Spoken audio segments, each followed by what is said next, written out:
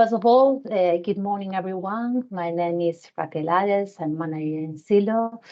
Thank you for joining this workshop organized by Silo in the framework of the Health InnoFacilitator European project. Silo is a consultancy firm based in Madrid, which is a knowledge-intensive, policy-oriented SME specialized in science and innovation governance, procurement, and knowledge and technology circulation in the international context. In addition, we are partners of the Health InnoFacilitator project. Well, thank you for joining this workshop entitled Legal Aspects in the Implementation of a PPI. The goal of this workshop is to help you understand the legal framework about public procurement of innovation.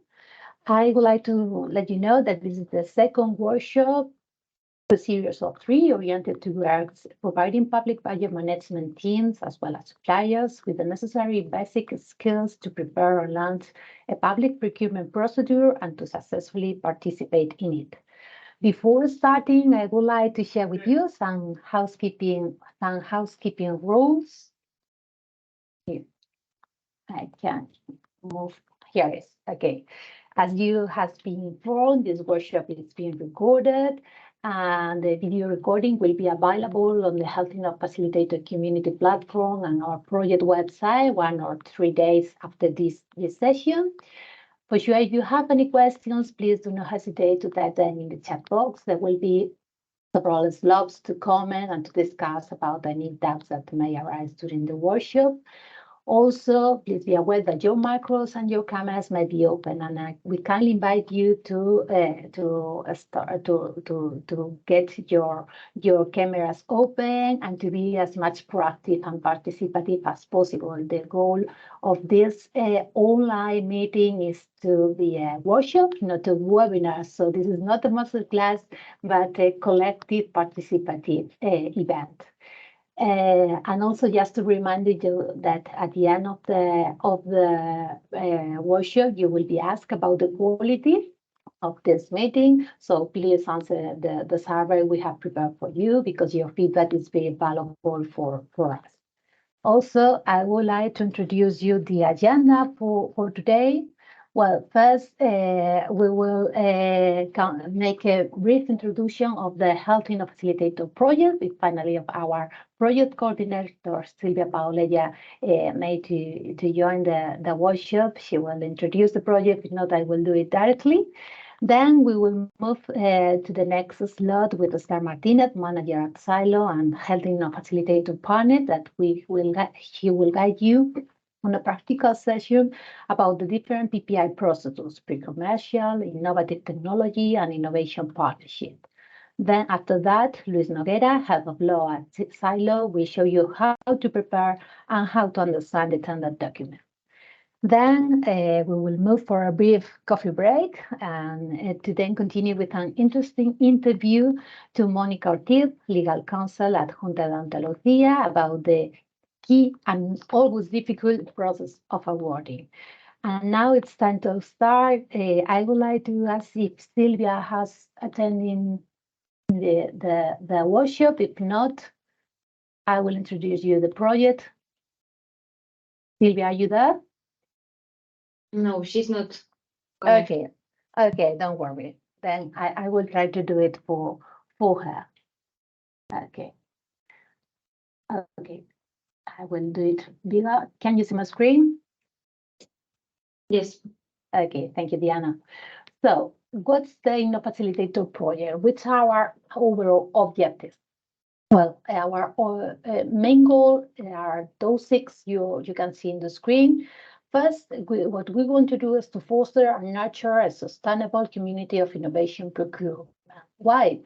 Because we want to increase the awareness, the skills, and the knowledge of innovation procurement, and also to improve SMEs and startups with their capability to access innovation procurement.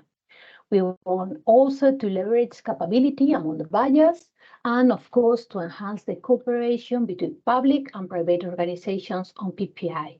And finally, to promote best practices, value-based procurement, and new dimension of solutions and new cooperation models. In doing so, we have a satellite consortium of those organizations you can see in the screen from 3 different countries.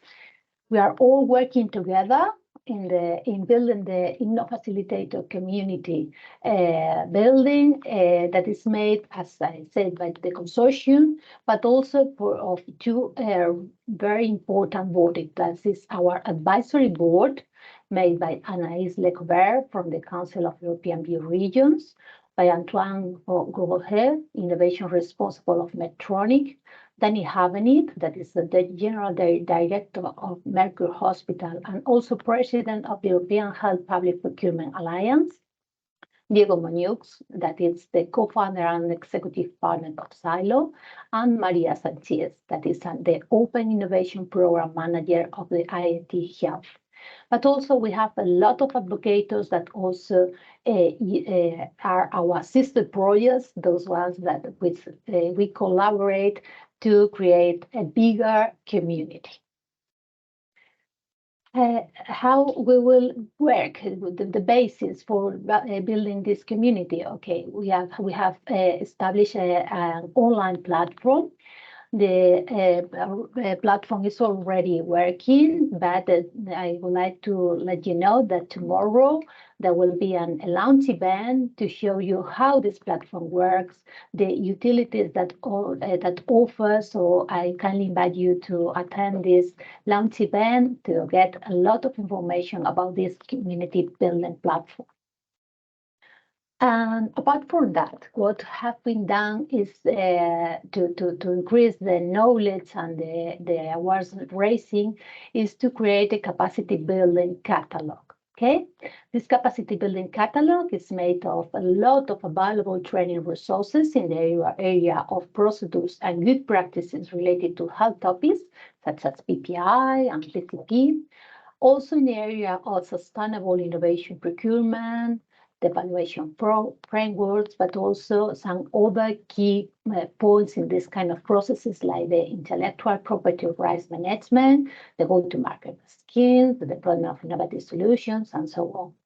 All these materials are available in several languages and several formats and are available through the repository website section, in our website. So I invite you to visit it. This catalog is updated on a periodic basis, so you will find new resources each 6 months. Apart from that, we are organizing several webinars, trainings, workshops like this, and in the future, we will launch a coaching sessions call to offer you support in the preparation of a PPI process. These training materials are accessible, dedicated training portfolio, with the goal of creating links between the different stakeholders. There will be 3 main training packages. The first one is more focused on share with you best practices, success stories, and in short webinars of 1 hour duration. The training package 2 is more related with the support for innovation and technology management with a great focus on APR. And the training package 3 is the one we are dealing right now with. We'll offer you 3 workshops. This is the second one of the series of 3.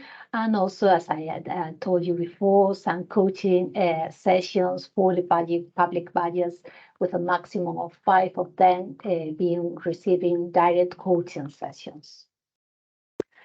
So these are some of the workshops and webinars that has been held in the past. They are now available, the recording sessions available in the Health InnoFacilitator website. You can visit our website if you want to watch them.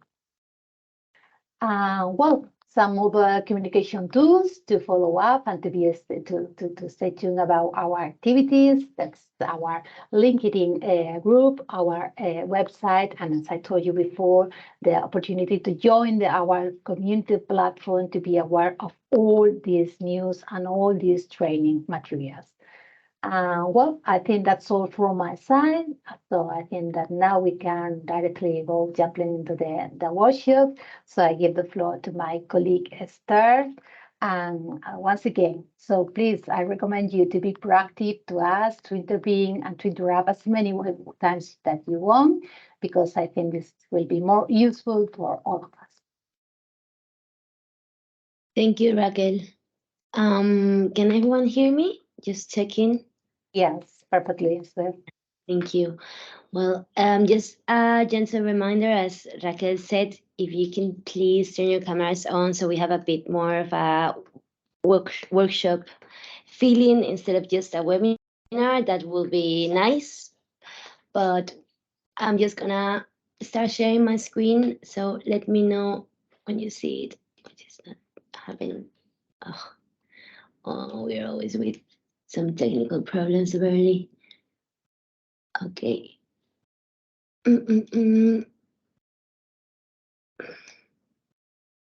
Okay, I think you can see my screen now, right? I'm just gonna put it in presentation mode. Okay, perfect. Well, thank you all for joining. We are in this second workshop. We are going to talk specifically about the legal aspects in a different implementation of a PPI. I'm gonna be more focused on the different PPI procedures, pre-commercial, innovative technology, and innovation partnership. Then my colleague Luis will be talking about the two next steps. And we also have someone from Junta Andalucía that will be joining. So just please keep tuned to the whole workshop, please, because we're going to talk about quite a lot of interesting things. Well, it's always a bit weird to introduce myself, so I'm just gonna be very quickly saying I'm a manager at Silo Public Sector. I've been working in public procurement innovation for some years now, and I have been specialized in the health public sector. Okay, so there are three main projects I've been working in. I'm also saying it because we're gonna close them soon, so also a bit for advertising to say it like that. Okay, we're gonna start with the basics, right? So before we get into the different PPI procedures, I want to start with the definition, right? So what is it? Well, it's public procurement of innovative solutions. And this is done when the public sector uses its purchasing power to act as early adopter of innovative solutions, which are not yet available on large-scale commercial basis. So basically, is the public sector investing on a solution that may or not may work? So that's why it's innovation. And it's quite important because normally public sector is a bit more conservative. So we can say that there's a procedure that has been designed to help the public sector innovate, right? And then we're gonna see, before we get into the different PPI procedures, a little bit of the innovation or the public procurement of innovation roadmap. So we are all of us aligned a little bit with what it means, right? So obviously it's innovation, so it can be a bit more flexible. We can have some of the steps that we don't follow, like exactly follow them, but in general, this is what we normally do when we are starting like an innovation project, right? So the first one, it may seem obvious, but sometimes it's where we don't achieve the right solution because we haven't achieved or we haven't identified the right need, right? So even if it sounds a bit obvious, I think it's quite important. So we have that needs identification and evaluation. Obviously, evaluation is also not only within the public procures, also with the end users and with those who can be beneficial the solution for. Then we have the state of the art, the technology readiness level, intellectual property. So like key aspects that we need to take into account, and we'll see this in more detail during this workshop. But basically, it's also what we like, the factors we pick to decide what innovation we're gonna do. Well, what type of procedure of innovation, right? I'm gonna talk about this a bit later, but just have in mind, especially the TR level, intellectual property too, and obviously the legal framework analysis. Then we need some funding probably. So we need to understand what are the opportunities out there. We may also have like just internal funding and we can go ahead. But if we are looking for external funding, then we have other key aspects to have into account, like, well, we probably you are all familiarized with it, but normally it's like you need to have the logos right, you need to be doing these kind of activities, it's etc, right? Then we have the open market consultations, which is just a way to validate that the need that we have identified, there's a kind of interest in the market, and we can go ahead. It's not like we're gonna do all the process and then no one is gonna try to do it or to help us to innovate. Normally you will also do an early demand map because it helps you understand more of the state of the art. Then finally, with all this information, we can decide what type of instrument we can pick. Probably, well, it will be PCP or PPI. We'll see about this later. Then we have like the next formal step, which is well, developing the tender and the contract award and all the activities that are involved with that. And then is when the project starts, right? So we have the implementation and monitoring of the contract. Then the 9th step is the project evaluation, impact analysis, and employment of results. And finally, we have the change management. That's also quite innovative. So we may not have it in all the projects. It's something that we are recommending right now because we are well, we are experiencing that it brings a lot of benefits to the project and also to learn about what we have done for the future, right?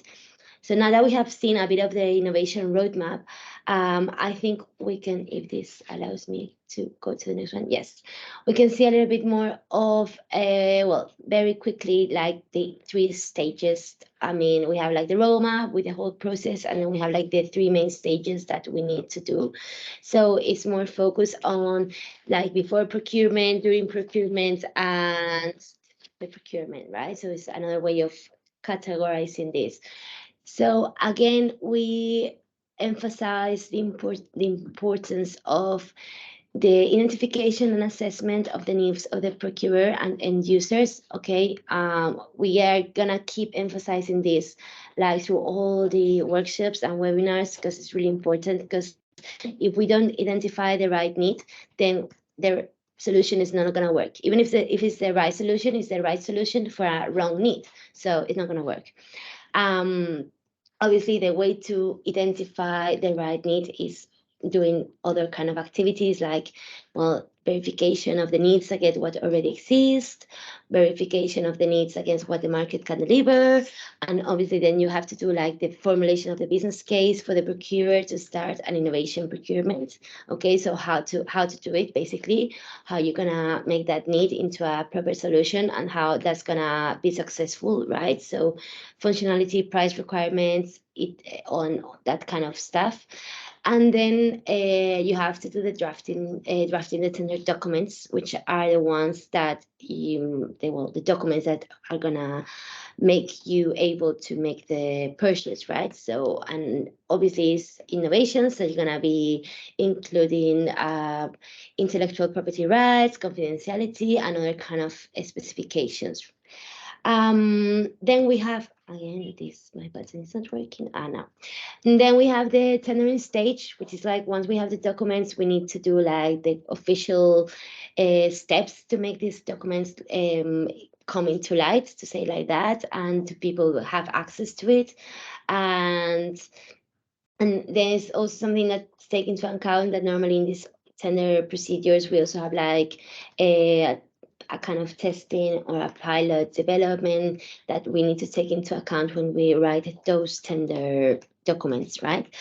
And finally, we have the after procurement step, which is a contract implementation stage. So basically, we have done all our previous work for the need identification. We are quite sure that it's a available need, right? That there's gonna be some interest out there. We have done our tender documents, and now is when we kind of start the project, right? Obviously, this is a bit more simplified than the other one, because as you see what you saw on the other one, you're gonna be able to also have to monitorize, evaluate the project and all that kind of other tasks that need to be involved, right? Okay, so now we're going to go to the three different PPI procedures. Okay, these are well the most well-known procedures of PPI, especially in European projects. We have the pre-commercial procurement, the public procurement of innovative technology, and then the innovation partnership. Because I normally like to, have the whole picture before we get into the details of each of one. I want to just make you watch this slide with the kind of sum up of procedures. Okay, so you can see here we have like a phase 0. It's called like curiosity driven research, which basically is just research for the sake of research, and maybe you are researching something that may have like a path towards being a product in the market or a service, or maybe it's not. But it's not the time to judge. It's like when we do like brainstorming and we're just coming with ideas, and then we'll decide what's going on with those ideas, right? Once that we have kind of identified that maybe research that it can be interesting, then it's when we go into the phase 1 solution design. And then we have the phase 2 prototype development, and then the phase 3, which is the original development and testing of limited volume of first test product services. Okay, this is what is called pre-commercial procurement. We're gonna see it in detail, so just for now, just think about this as like, okay, we've done a bit of research, it may be interesting, so we want to continue, so we're going to do a pre-commercial procurement. And then let's say that once that phase 3 is finished, and it seems like we have a potential service or product that may be interesting for the market, and like we can bring more value to the market with it, is when we go to the phase 4. And it has to do more with the public procurement of innovative solutions, which means is that, okay, we have the first prototype, we have tested the prototype is working, and now what we want to do is like do diffusion, wide diffusion of newly developed solutions, right? So that's why we need to keep investing, because we just have checked that the prototype is okay. Okay, so and for the innovation partnership, we're gonna say it's a bit different, but let's say that it can be like the whole process, right? Because normally the main issue with it is that we are not sure about what we want to buy. So it can have like a little bit of everything, but we'll see it a little bit later with more detail. Okay, so let's go into one of them, with a bit more detail.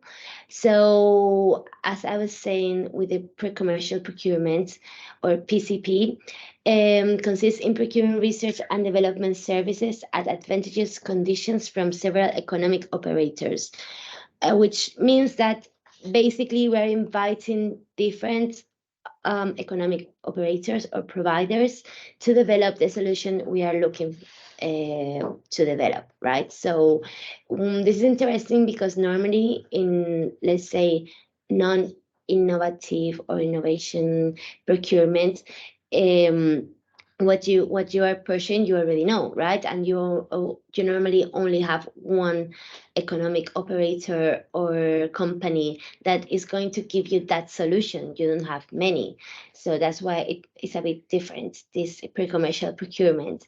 It has been around since 2007, so a few years now. I think it's a bit more well known now, but still sometimes gives a little bit of uncertainty, especially within the public sector and with legal departments, because they are not used to it yet, and it's a bit different. So it's worth investing on explaining this kind of public procurement, because it can be quite useful, especially when we're trying to look for a solution that is not yet there in the market. And what also is important about the pre-commercial procurement is that we are kind of sharing the risks of developing innovation, which means that we are also sharing the intellectual property rights. Okay, so as you can see in the slide, it says the public buyer does not reserve all the benefits from the research and development service contract exclusively to itself, but shares them with the economic operators under market conditions, which is also quite different than when we do an ordinary push, because we are just like buying the service or the product, and that's it. We are not keeping in touch, to say it like that, with the economic operator, because we just have buy it and it's us, right? Then we move to the next one. No, sorry. There is I've tried to sum up here some of the main points to take into account, and like, you know, I thought about like, okay, so should I pick this one? Should I pick the pre-commercial procurement? Okay, so when do we are sure that we need to pick this one? Well, normally there are no new to the market solutions, and new research and development is needed. We're talking about the technology readiness level is around 3 or 7, right? Which is important because the TRL is quite an indicative of what procedure to follow, right? So TRL around 3.7, then is normally PCP. Okay, then we have the pros and cons of alternative competing solutions approaches can be compared. Excuse me. This is what we mentioned before about being able to compare different companies within this procedure. Again, what we mentioned before, but it's good to have in mind, it is characterized by risk-benefit sharing between the public and private actors and by competitive procurement designed to exclude state aid. So it's what we're saying, like there's not just one of the sides that is really risking everything and the other one is like, you know, comfortably just developing a project. They are both sharing that risk, which means that you're going to share the objectives and they're going to share the effort to make the project right. And obviously, aligned with this and linked to this is the public buyer leaves the new intellectual property rights resulting from the contract with the participating economic operators. Okay, so it's like if you are sharing the risk, you're also sharing the intellectual property rights.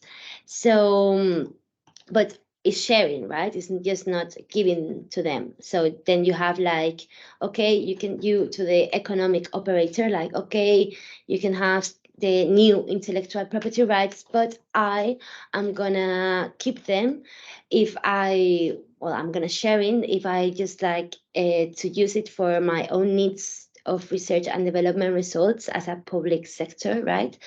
And also it will be required the license to third parties under fair and reasonable market terms, right? So what this means is that you have to keep in touch. You have to communicate about the intellectual property rights between the public sector and the economic operator because they are shared. So it's not like, okay, you can do whatever, one of the sides do whatever they want. No, there are some agreements that need to be done. Normally, this is also done in the tender document, so it can be a little bit flexible. This is a bit of an average of what normally is done, but there may be other interests, and it is set in the document, in the tender document, sorry. So you will need to check that document to see what are the conditions on the ones that you need to know about the intellectual property rights. Okay, going to the next one is the public procurement of innovative technology.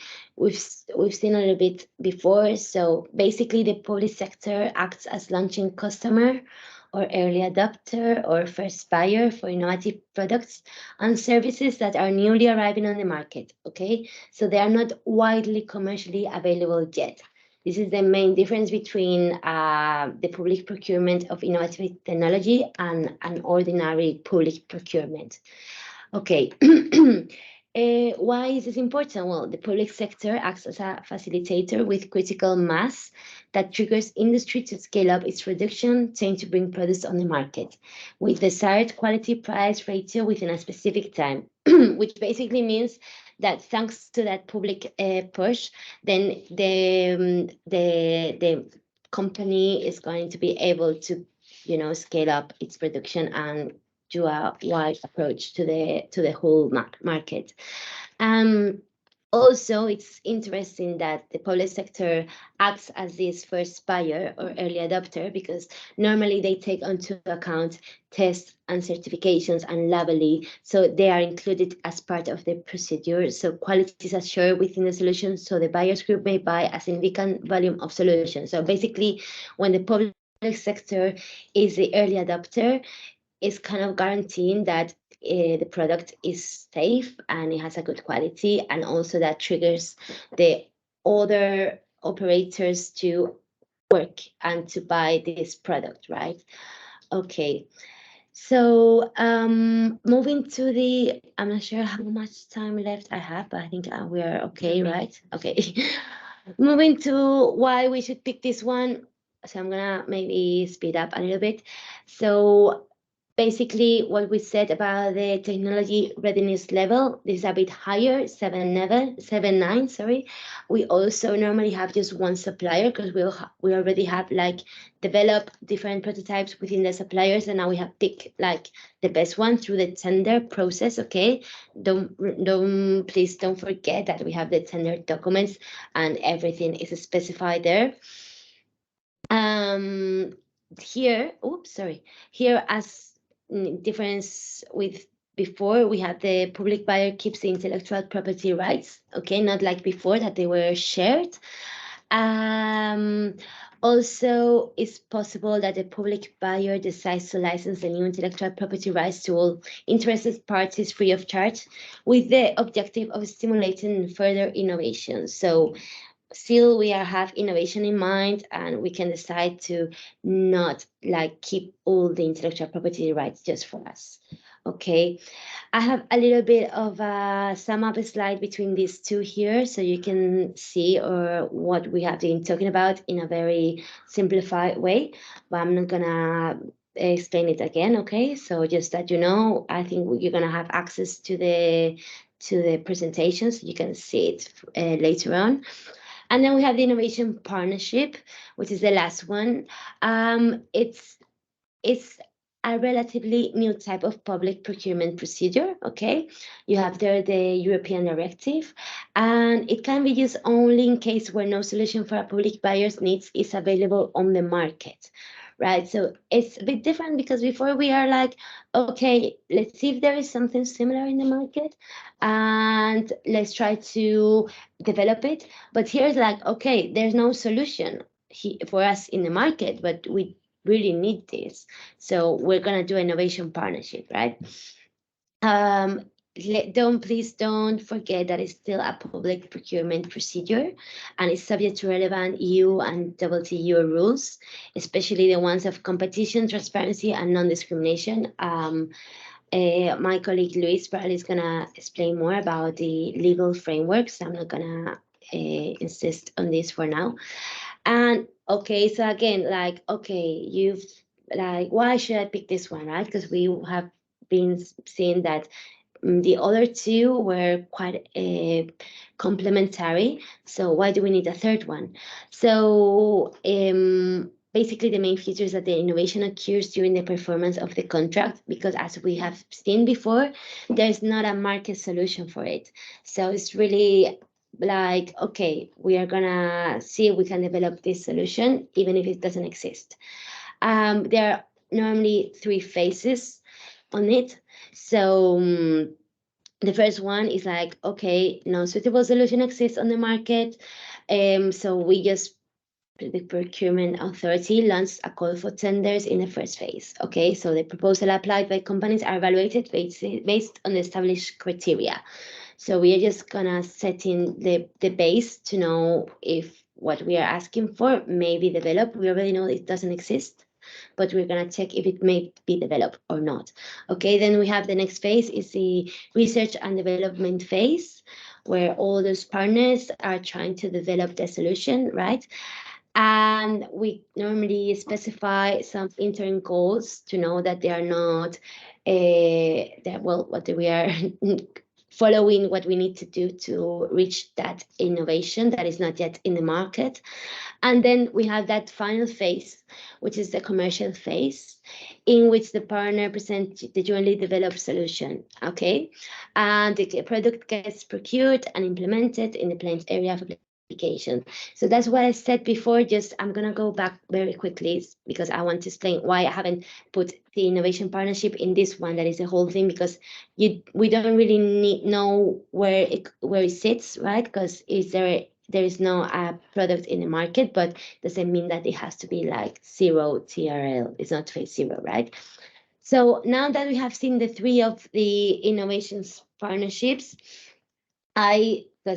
we're trying to make this a little bit more of a workshop, as we have said before. That's why we're asking for the camera zone, and that's why we are now asking for your participation, please.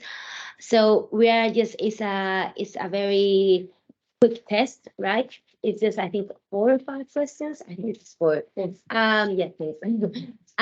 So we're gonna ask you if you could please just scan the QR code with your phone, and you have access to some questions. And it's just no questions, so it's really easy. And obviously, we're not gonna judge anyone because we're not gonna know who you are. So just please, I'm gonna give a few minutes for you to scan the QR code, and then we can go to the questions, right? Okay, so I'm not sure if someone needs more time for the QR code, please let us know in the chat so we can go back to the QR. Okay, so we have the first question, which is the creation of specific procedures for innovative projects aimed to facilitate the use of PPI. Yes or no? I think we're gonna do all the questions, and then we're gonna see the solutions of We can do these 2 first, if you Okay. want, and then we share the results, and then the other. Okay, perfect. Okay. Yeah, brilliant. So 1 minute to answer. Okay, I'm gonna read the next one while we answer the first one, which is public procurement of innovative solution is only concerned with how to buy and what to buy. Is not included. Okay, so we're saying that only how to buy, that what to buy is not important in the innovative solutions. Okay, so I'm gonna go back to the QR code. I think we're gonna wait a few minutes to know if there are some. Yeah, there are 6 answers already, so some seconds, and I will share my screen with the Perfect. results. Okay, so maybe it's easier if you share the screen. So, sorry, I haven't done this right. Okay. Okay, so.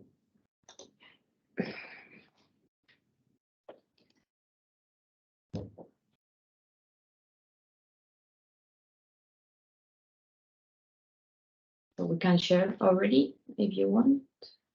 Yeah, go for it. Let's see. And what is it? Okay, we'll share another way. It's also always the same. Life Yeah. problems. No The worries. results. Okay. So here we have the first one, the creation of a specific procedures for innovative projects aimed to facilitate the use of PPI. Okay, so 100%, all of you were right. That's good. Brilliant.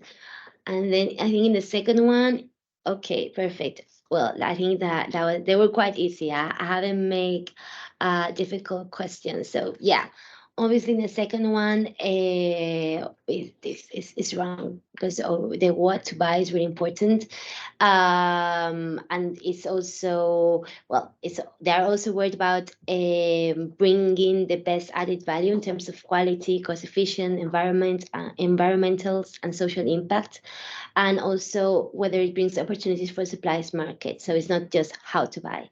Okay, I think we can do the three next ones, or well, one. I know what is one. Yeah. Okay. You want to share again the questions? Yes, just 1 second.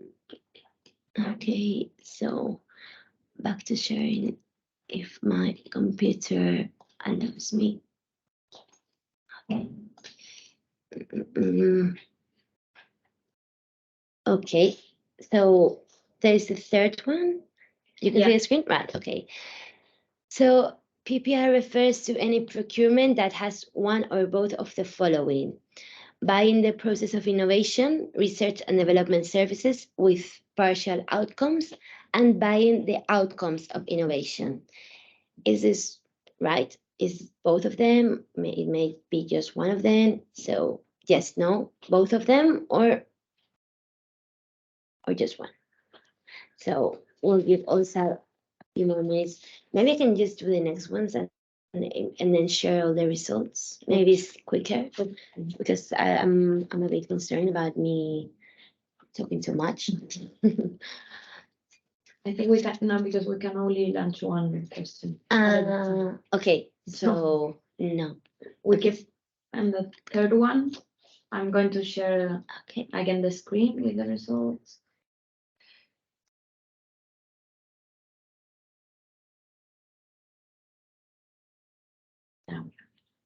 Oh, this one was a bit more tricky.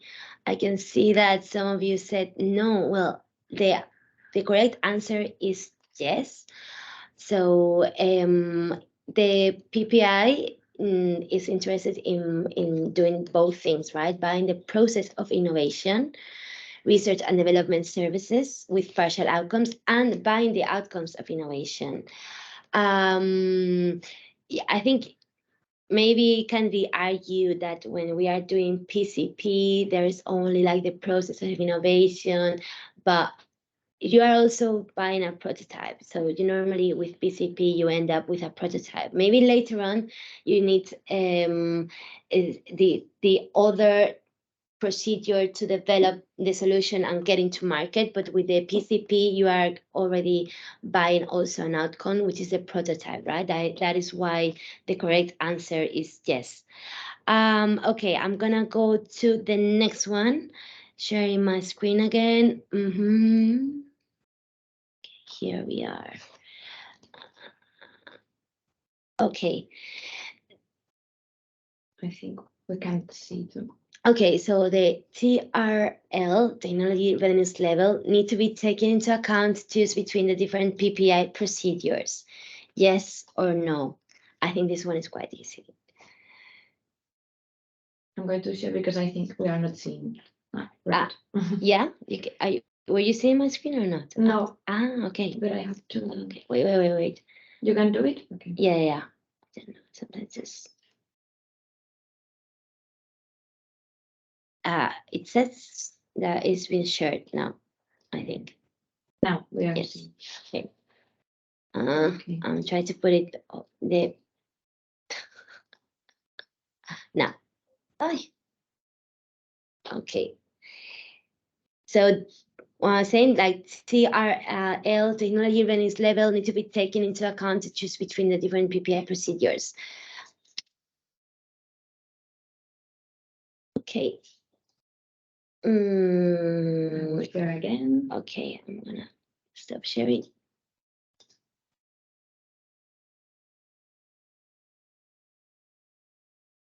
So yes, that was an easy one. As we said before, and as we saw in the sum up table, normally low TRL levels are for PCP, right? I'm just gonna very quickly maybe just share this final table again so we can know what we are talking about. Let's hope that now it doesn't give any issue. Okay. I think you're not seeing it, right? So yeah, we have PCP, we have 1 to 7. It also, before we say 3 to 7, well, depends a little bit. It's a bit flexible. Also, it's a bit difficult sometimes to really measure the technology readiness level if it's just like research. Well, it depends. It's a bit subjective, but yeah, low TRL, PCP, and TRL 6 to 8 is innovative technology, right? Okay, so this is it from my side. I just wanted to give a little bit of time if someone has any questions, maybe now instead of later on, because probably you're gonna forget it. But hopefully not. Hopefully I've tried to make it in a kind of simplistic way. So if there's any questions, please let me know, because I not really can see you because I'm sharing the screen. And if not, you can just think about them and let us know later on. And thank you very much for your time. And hopefully this was of interest. And I think now I'm gonna stop sharing. I think my colleague Luis is coming next. And well, thanks again for your time. Hope you enjoy the presentation and the little quiz. Ya, ¿no? Cámara y red.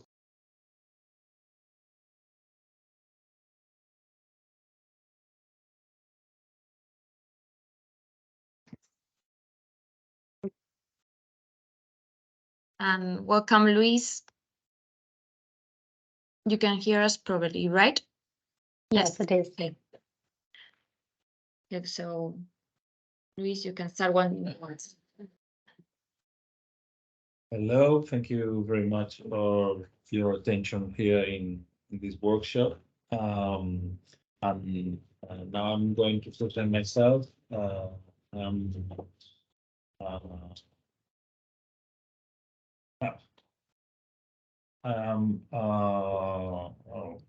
okay, this is the beginning. Sorry. Thank you very much to attend this workshop about legal aspects in the implementation of a PPI, different PPI structures explained very well by our colleague Esther. And now we are talking about the preparation of the tender documents, work criteria, EPR in relation for the preparation of the tender documents.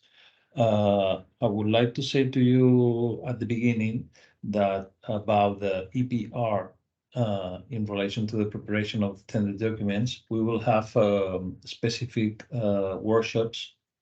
So today we will speak about it in a very high level. We don't we won't explain a lot of parts. But if you have any question about that, you can ask, and I'll try to respond the questions. Well, where is my mouse here? Okay, I'm Luis Noguera, and well, I'm the head of law area in Silo. And I've been working in public procurement since 17, 18 years ago, more or less. And I've been working in different teams of innovation, especially in 5G technology in Andalusia, led by Vodafone and Huawei. Also in health innovation teams, and specific in teams, in the legal teams. Always am looking for the law part of the procurement. Well, you will have this presentation, and if you want something more about my experience, you can look it for in the presentation. Well, in the preparation of the tender documents, work criteria and EPR relation to the preparation of tenders documents, we have to look we have to entry in different parts. But at the beginning, I would like to ask you some questions about your number of procurements you have been part of. So you know the Slido quiz, and if you want to answer the question, it's only to know where are you in the different process. Yeah, maybe if you want, Luis, you can go to the next slide. The QR code is the same of before, so we can read the questions, and if you want, I read them, and then we see the answer while you are answering. So the first question is, in how many innovative public procurement procedures have you been participated in? So there you have the options, so you can answer this first question. The second question is, have you been involved in the drafting of the required documentation for any PPI procedures like open market consultation, tender, and so on? And there you have the different possible answers also. And then the third question is, do you think that public procurement of innovation really is an instrument that will improve public services? Okay, so I launched the first question and we see the results first. I will share my screen now.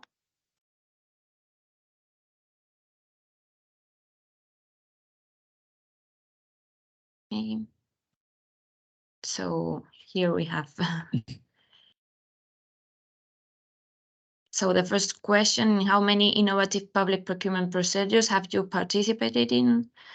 80% is saying in none, and some of you between 1 and 5. So we can say, Luis, that they are not very experienced. Oh, now it's increasing between 1 and 5. Okay. So that for the first one. We will launch the next question, so you can answer. Have you been involved in the drafting of the required documentation of any PPI procedure?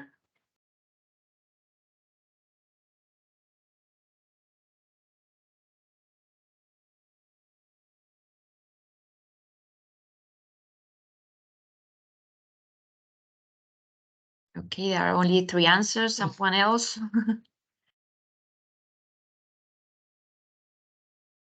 Okay.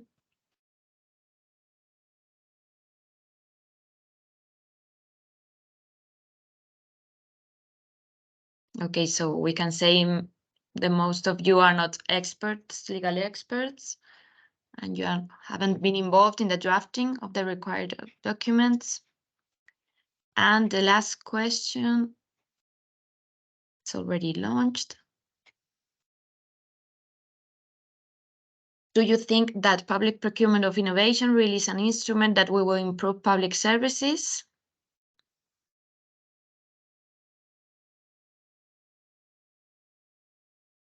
So here you can say yes. Okay.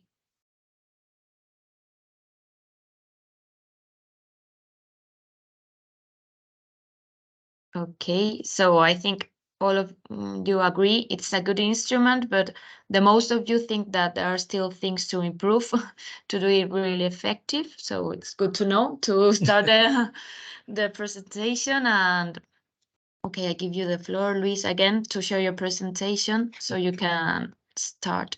Thank you very much, Diana. So can you see it? Yes.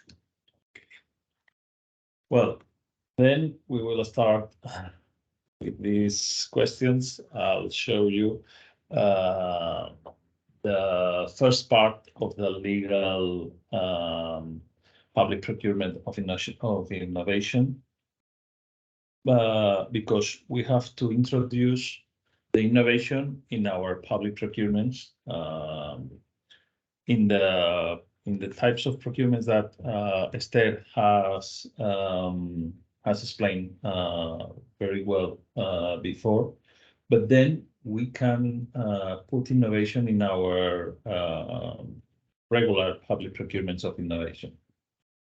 Sorry, in a regular public procurement. So we will have a public procurement of innovation. So where we can find innovation in the public procurement, we can find it at the beginning of the directive. It's very clear, the directive, when says that public authorities should make the best strategic use of public procurement to spur innovation. If you can see it at the beginning, number 47, it's literal explain. It's the literal part of the directive. So this is one of the first parts that we have to look for in all of the public procurements. Also, in the part of 49, we can find, I'll put it all, but I want to look for the part of innovation here. This specific procure should allow contracting authorities to establish a long-term innovation partnership for the development and subsequent purchase of a new innovative product, service, or work, provided that such innovative product or service or innovative works can be delivered to agreed performance level and cost without to need separate procurement produce for the purchase. The innovation partnership should be based on the procedural rules that apply to the competitive product, with negotiation and contract should be awarded on the sole basis of the best price-quality ratio, which is most sustainable for comparing tenders for innovative solution. Well, this is very clear, I think, that at the beginning of the directive, not entering in any part of the public procurement, we have to put the innovation inside.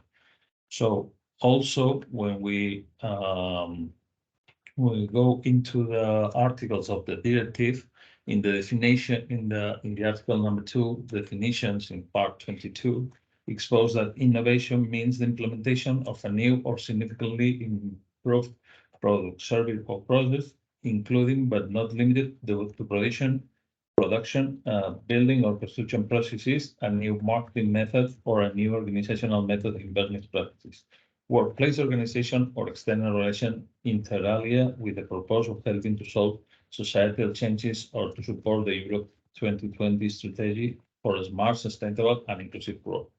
So the innovation, we can see that is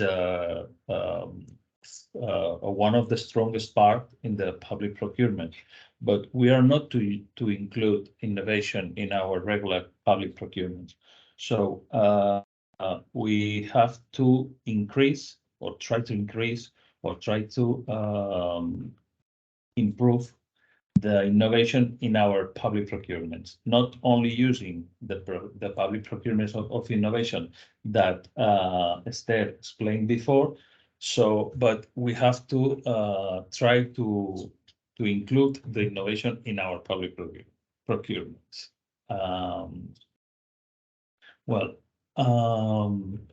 Once of the definition have been described, and given that the directive especially established that innovation must be included in public procurement, it was this is what I was trying to explain. I'm so sorry for my poor English, but I'm not used to explain this in English. I'm so sorry. But ask if you have any question. Don't hesitate. Well, how do we generally address the inclusion of innovation in our public procurements? Where do you think that we should include the innovation? Well, we have to include it. Here, this article explains that the principles of awarding exposures. We have to include. I'll read it directly. Member states shall ensure that contracting authorities may take into account to ensure quality, continuity, accessibility, affordability, availability, and comprehensiveness of the services. The specific needs of different categories for users, including disadvantaged and vulnerable groups, the involvement and empowerment of users, and innovation. Member states may also provide that the choice of the service provided shall be made on the basis of the tender presenting the best price-quality ratio, taking into account quality and sustainability criteria for social services. Well, we have to include the innovation in our procurement. How can we include the innovation? Pues, into the documents that you can see in the open market consultations, included in Article 40, technical specification in Article 42, and the procurement documents. Now we are going to explain which procurement documents I'm talking about. Well, the open market consultation is a good tool to know how the innovation, how is the level of the innovation in what we want to buy or contract. Well, we will have a workshop about open market consultation, but if you have any question, I'll try to answer. Also, in the technical specification. Technical specification is defined in Article 42 in the directive, and also in your national public procurement rules. This is very important because when we define the solution or what we want to buy, we have to include the part of innovation. But if we don't know what we want to buy because we don't know if it exists or not exists, the best tool is go to the open market consultation. Then we ask to the ecosystem of innovation, and we try to know which is the best solution to define our technical specification. When we talk about procurement documents, we have these 5 points or these critical documents where we have to include the innovation, but also we have to be very legal for the rules that we have to include in the procurement, in the public procurement. So the first of all, we have to choose the procedures of the public procurement.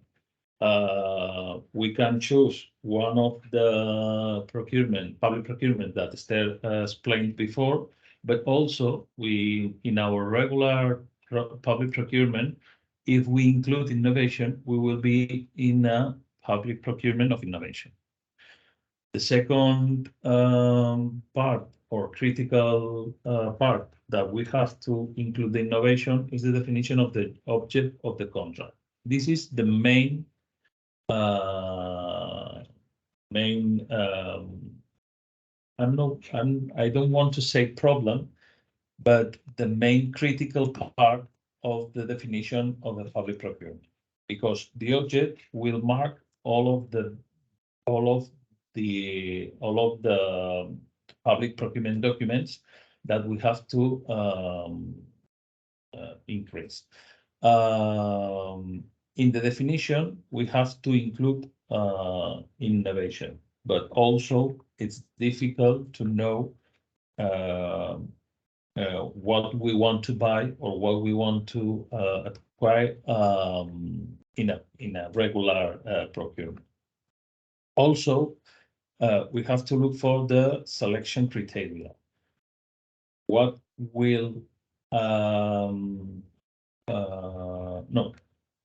selection criteria I have to choose if I want something that is not in the market? It's a very good question. Well, if we can define the object of the contract, surely we will find a good selection, selection criteria, because we have to look for companies that they have innovation solutions or innovation procurement processes, or they have the possible solution to award the object of the contract. Also, the other critical part is the contract award criteria. The contract award criteria, as you know, are the focus of the auditors. I was a public auditor for 10 years, and we always put the focus on the contract award criteria.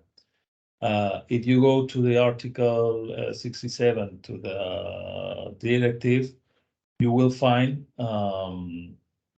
that the contract award criteria has to be related of the object of the contract, and also has to define the parts to select the best proposal, and also we have to include innovation in the contract award criteria. Is, I think, the most difficult part of the public procurement documents, when we have the definition of the object of the contract. Also, one question that we have to discuss and put in the procurement documents is the EPR in relation to the preparation of the tender documents. What we want to do with the IPR during the execution of the contract, and in the finish of the contract. But as I said before, we will have a specific workshop about EPR. Well, what risk factor and key aspects do we have to attend?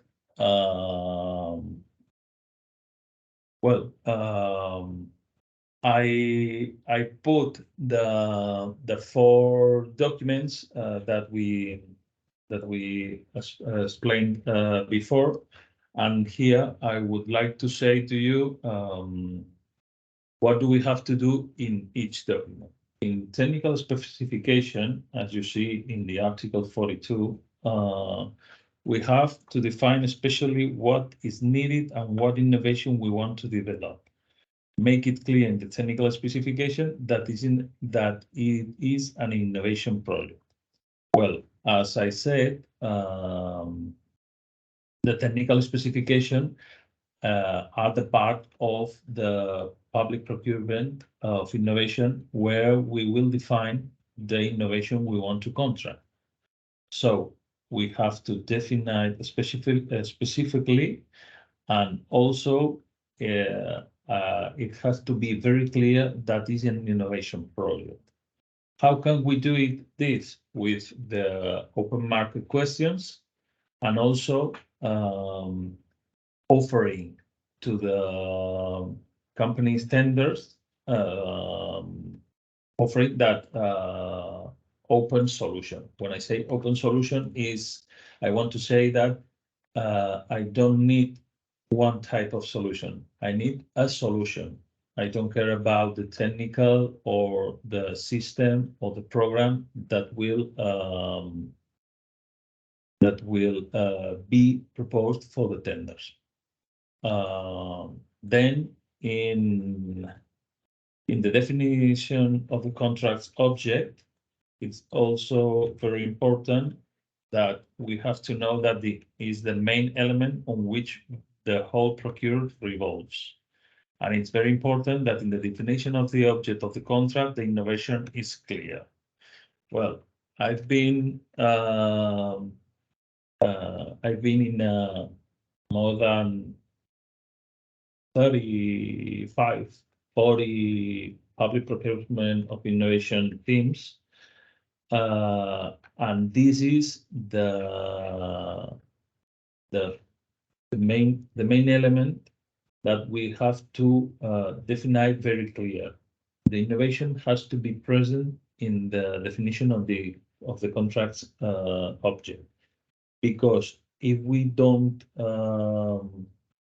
have an innovation definition of the contract object, we can't say that it's a public procurement of innovation.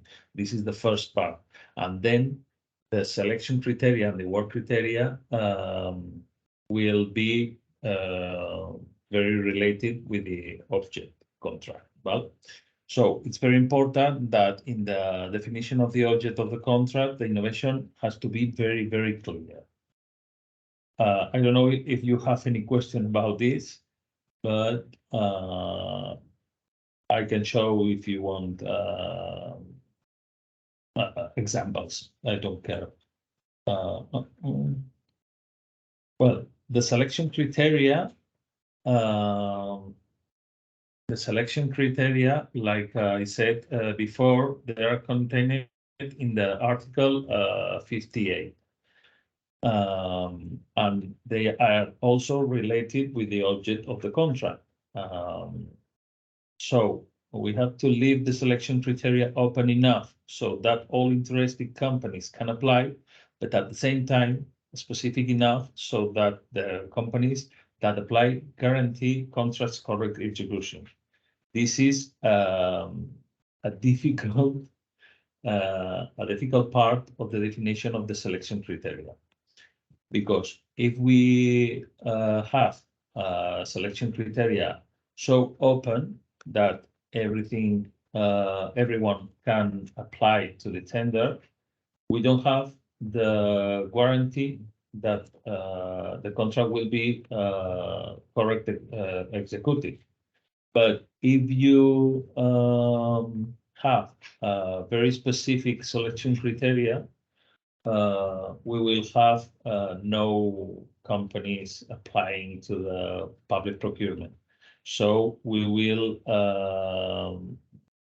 restrict the companies that want to apply to the public procurement. So this, it has to be 50-50 to say colloquially, 50-50 what we need. Companies that has a lot of experience in similar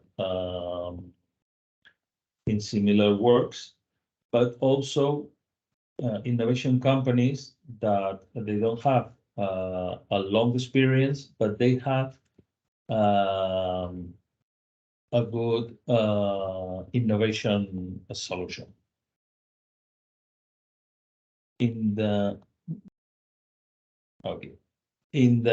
contract award criteria, also related with the object of the contract, we can see it at Article 67. They must be related to the object of the contract. If we define innovation in the object of the contract, we will find innovation in the contract award criteria.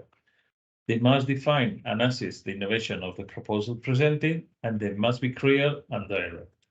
So we have here and also another risk. We want innovation contract work criteria, but and it has to be very clear and direct. This, it seems very difficult to engage, no? To be clear and direct, and innovation where we want to buy something that we don't know if it exists, it's a very difficult part. But when you will be participating in more than 20 public procurement of innovation, this will be very easily for all of you. Don't be shy with this. But it's very important because, as I said before, the public auditors, we always look for the contract work criteria, because it's one of the parts where the buyers, the big buyers and the buyers also restrict the concurrence with this type of criteria. So we must to relate it to the object of the contract, including innovation. We must define and assess the innovation of the proposal presented. As I said, we don't want a concrete solution. We want a solution to help us for innovation type of services or what administration what we want to buy, and then we have to define very clear and direct the award criteria. I don't know if you can think about award criteria or have any questions about this. Okay. I would like to do very easily and very not legal presentation, and this with my poor English. Maybe we will finish before the time as we expected. But I would like to tell you general tips for the preparation of a good public procurement for innovation. These tips are very important because are the part of the experience we have in, as I said, 35, 40 public procurement of innovation. The first of all is plan ahead and team up. It's very important that when we are going to prepare a public procurement of innovation, we will have a very good planning. If we want to choose the best public procurement, we have to plan it very, very correct. Then accurate, think of challenges. It's very important that we think about that. Allocate budget and resources and take advantage of the sources and promote partnership with key agents. These are the general tips that we always use in our preparation of a public procurement of innovation. We plan, we think, we allocate budget, and we promote partnership with key agents. It's very important, all of them, but maybe the allocate budget and the promote partnership with key agents are the best tips to arrive for a good public procurement of innovation. Into the allocate budget, we have a lot of public funds that we can help us to go ahead for the public procurement of innovation. The Commission, Horizon 2020, the regional PO, also a lot of big buyers has specific budget for the public procurement of innovation. As you can remember, in the European Commission established, I think in 2016,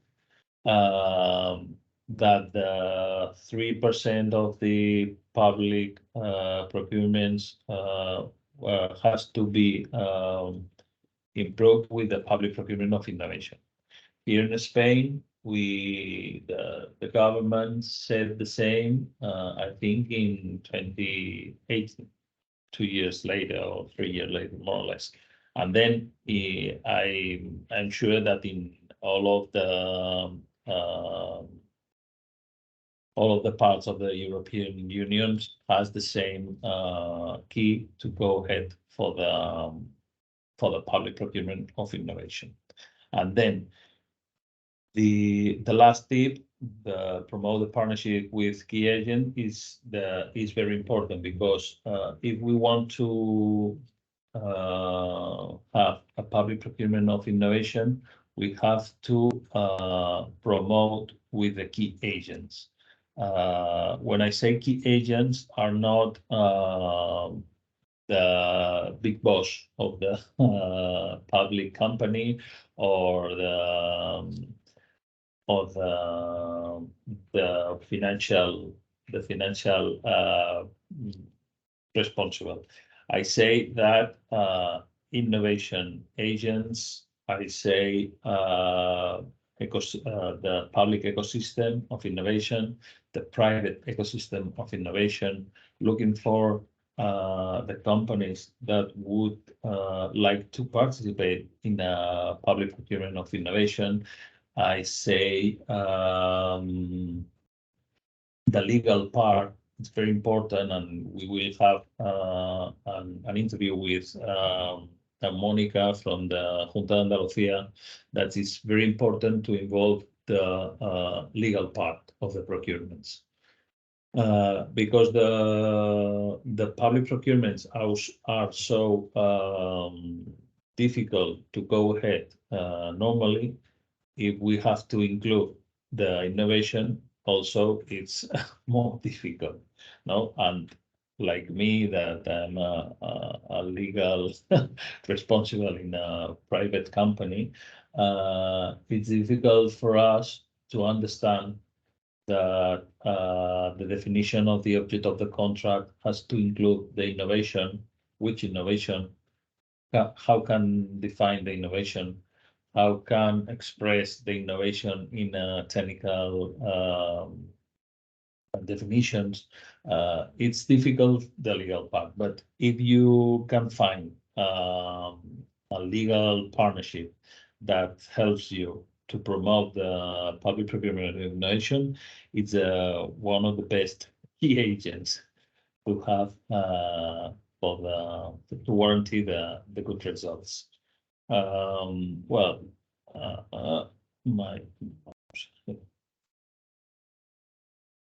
I don't know if you have any final questions.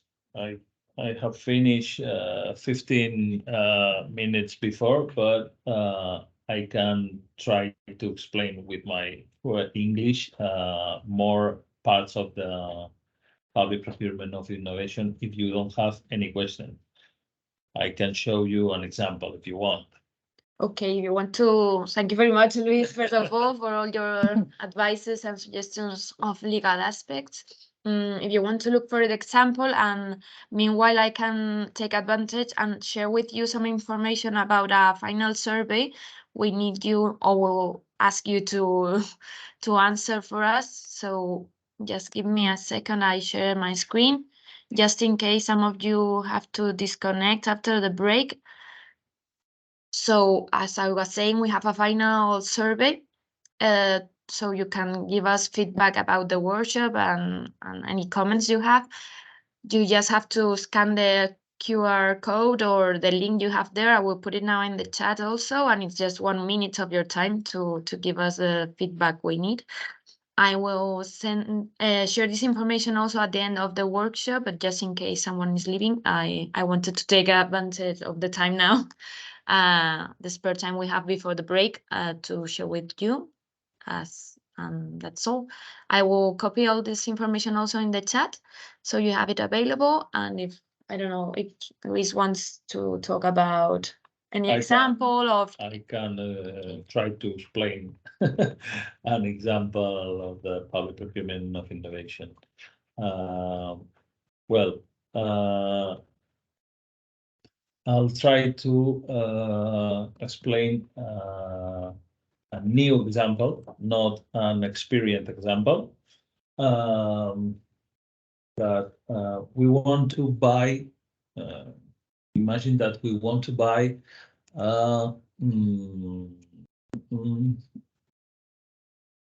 Very simple. We want to buy bottles of water to have in our office, but It's me, sorry. sorry. And we want an innovation because we want cool water or hot water in the bottle, but not trying to go to the kitchen and put into hot water or cool water. Well, if we have to include the innovation in the definition of the public procurement to buy a bottle, we think that we don't need innovation to buy bottles to have cool or hot water. We can go to the kitchen, put it in the microwave or cooking the water or in the fridge, and we will have hot or cold water. Well, if we want to introduce innovation, we have to define the innovation. I don't know if it's in the market something about this problem, looking for a bottle with hot or cold water. Well, we can go asking all the open market questions. That is a very good tool defined in the directive and also in the most of the national rules about public procurement. If we use this tool, we will know if the market has a solution, and if it has a solution, we will contract an ordinary or general public procurement. But if we don't have a solution and we find solutions until TRL 3 to 6, like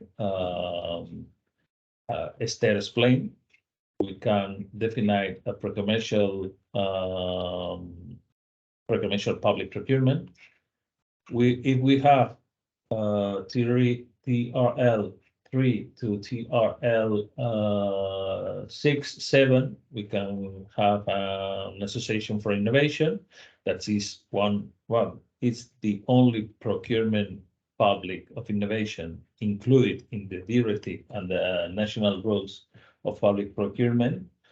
And if we have a solution until TRL 6, 7 to 8, 9. Well, if we have 9, no, but if to 8, we can go to a public procurement of innovation.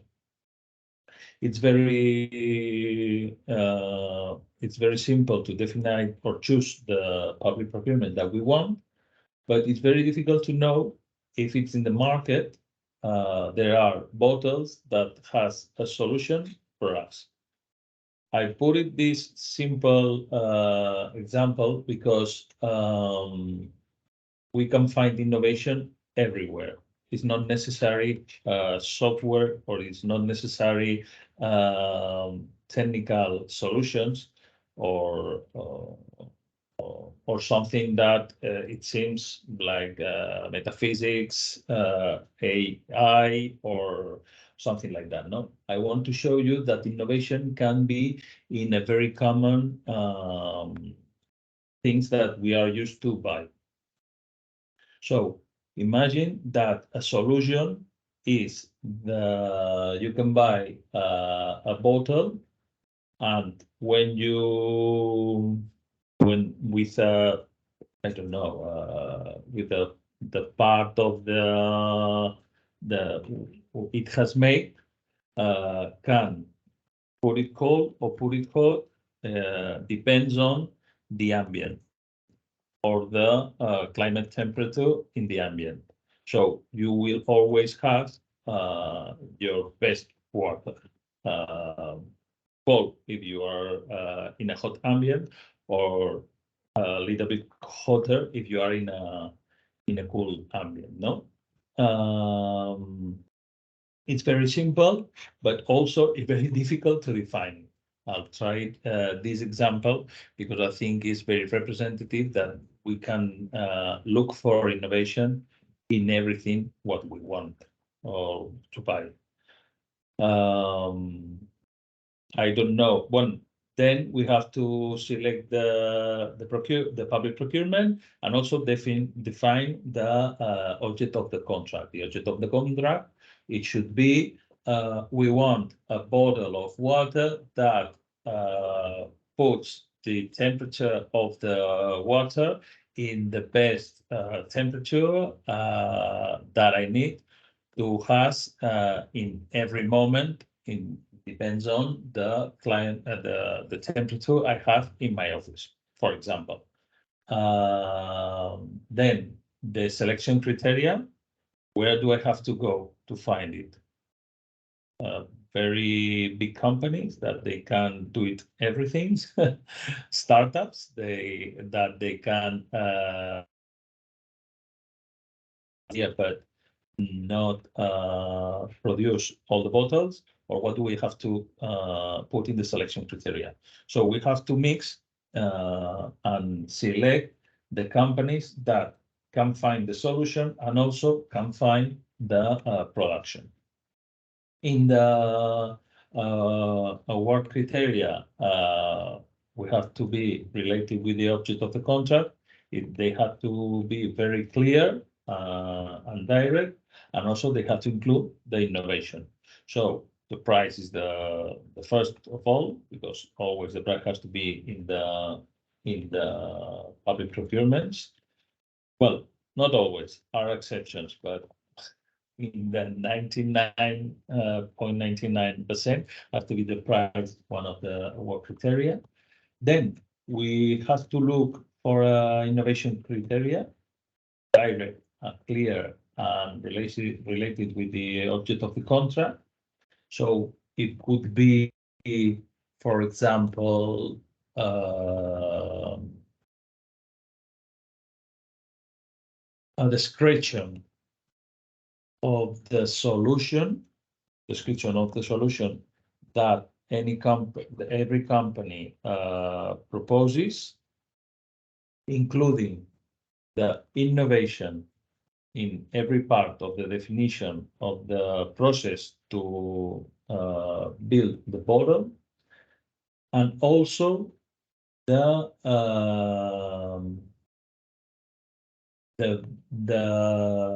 main the innovation, including the innovation in the main parts of the construction of the bottle, and also because it's related with the object of the contract, we would include some work criteria about sustainability, for example, or ambiental work criteria, more or less.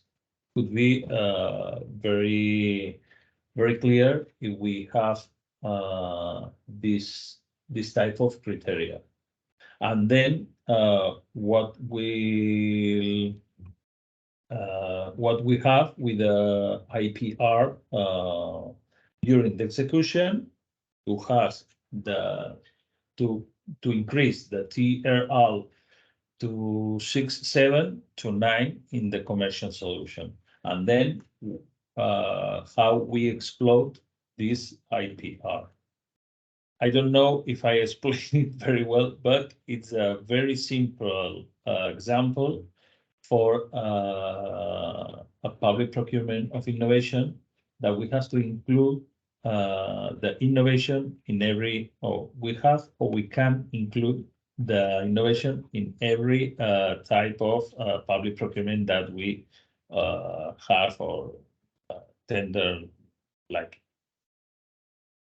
I don't know if you have questions, if I explain it more or less, my poor English and the difficult to explain the innovation for a legal person. It's a very difficult roadmap, but I'll try to do it my best. Yeah, I think you have to do it very well, Luis, and I think it's easy to understand despite the legal language, let's say. Okay, so well, and I think that now it's time for the coffee break. We will come back at 11 for the interview with Monica. So I invite you to stay here, not to turn off just to turn off the cameras and the micros, but not to disconnect from the workshop. Well, we will see you in 20 minutes. Just a quick reminder for the survey for those of you who have to attend other commitments. Okay. Well, see you in 20 minutes. Okay. Thank you. Thank you very much. Thank you. See you later.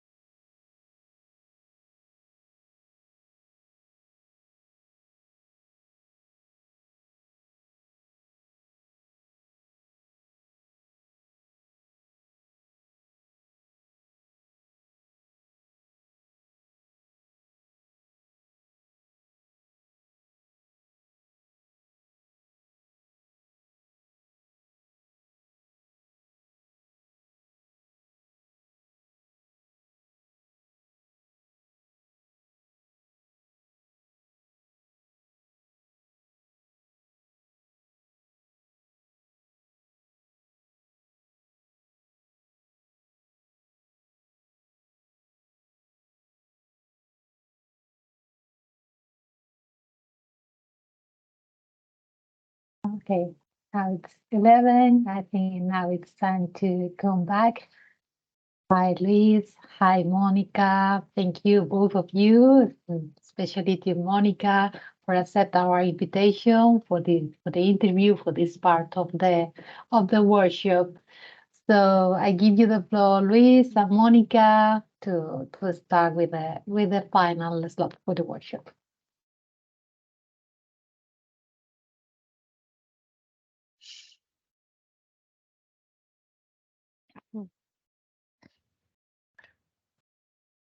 Can you hear me?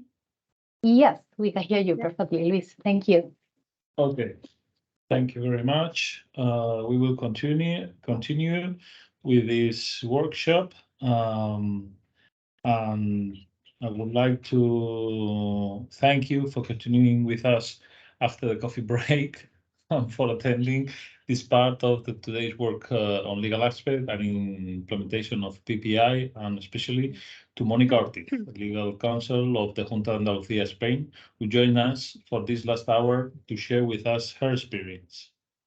I would like to explain a little bit of Monica's experience. That is a very important and extensive experience in PPI, and I can say that he has an extensive professional career as a lawyer in the Junta de Andalucía since 2004. Where she has held position as head of Provincial Legal Services of Almería, of the advisory area of the legal office and legal advisor in several ministries in the region of Andalucía, being currently in the one of sustainability, environment, and blue economy. Since 2018, she has been leading with other public procurement of innovation procedures in Andalusian regional government. Previously, she worked in Germany at the University of Erlangen-Nuremberg. I don't know if I have pronounced it very well, Monica, I'm so sorry. As a lawyer. She is a specialist in general and special administrative law, constitutional law, and European Union law. She has completed the official master's degree in architecture and heritage of the University of Sevilla and holds the PhD in administrative law from the University of Seville. She also has extensive experience work as a teacher, both in the field of public administration and in other entities and institutions. She has published articles in various journals specialized in administrative law, and she is the author and coordinator of several books. Good morning, Monica. Thank you very much for being here and sharing with all of us your experience and public procurement information. First of all, I would like to tell us, I would like you to tell us about your first contact with public procurement of innovation. How were they, in which project you started to develop the first initiative purchases, and what were your first impressions? Good morning to all of you. Very interesting day today, sharing with you all these instruments for PPI.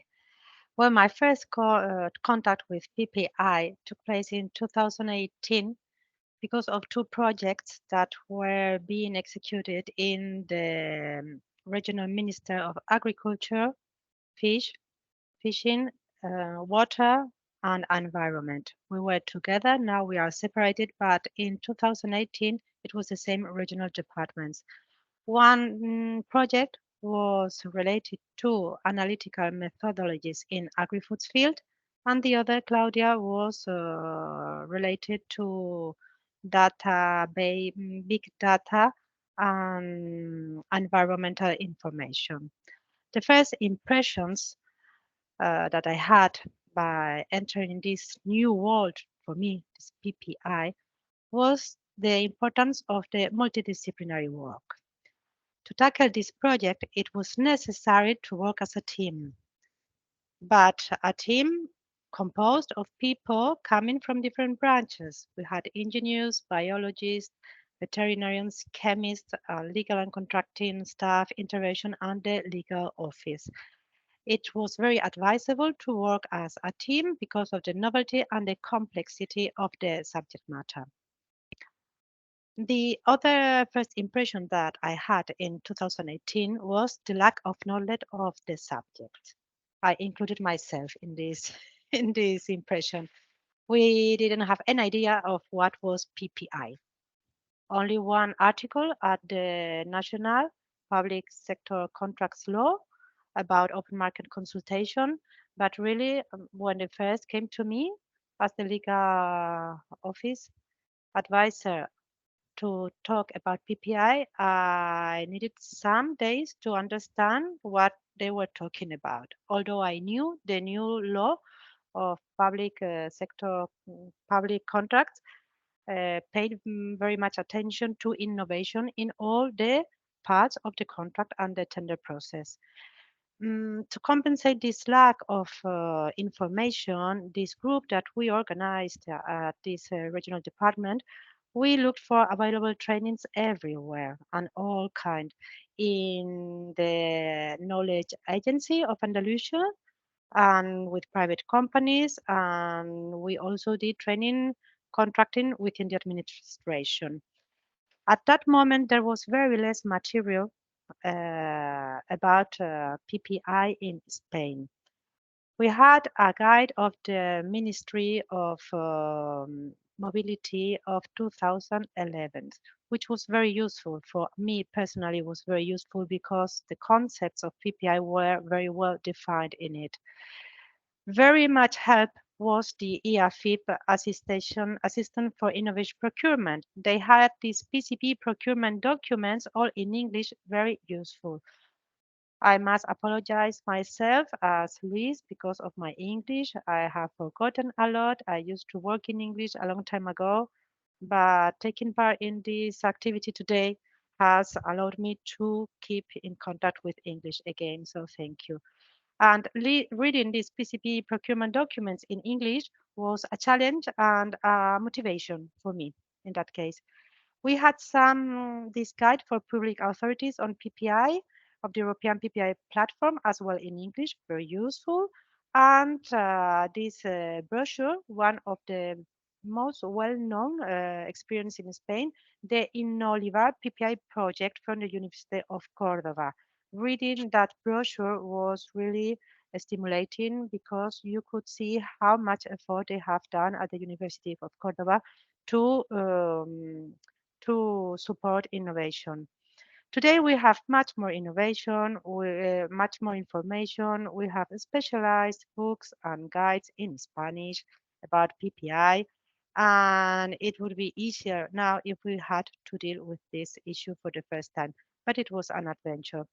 The working group that was created made a roadmap which consisted on holding the open market consultation for these two projects I talked about. Parallel to the celebration of the open market consultation, we granted the technical office of the department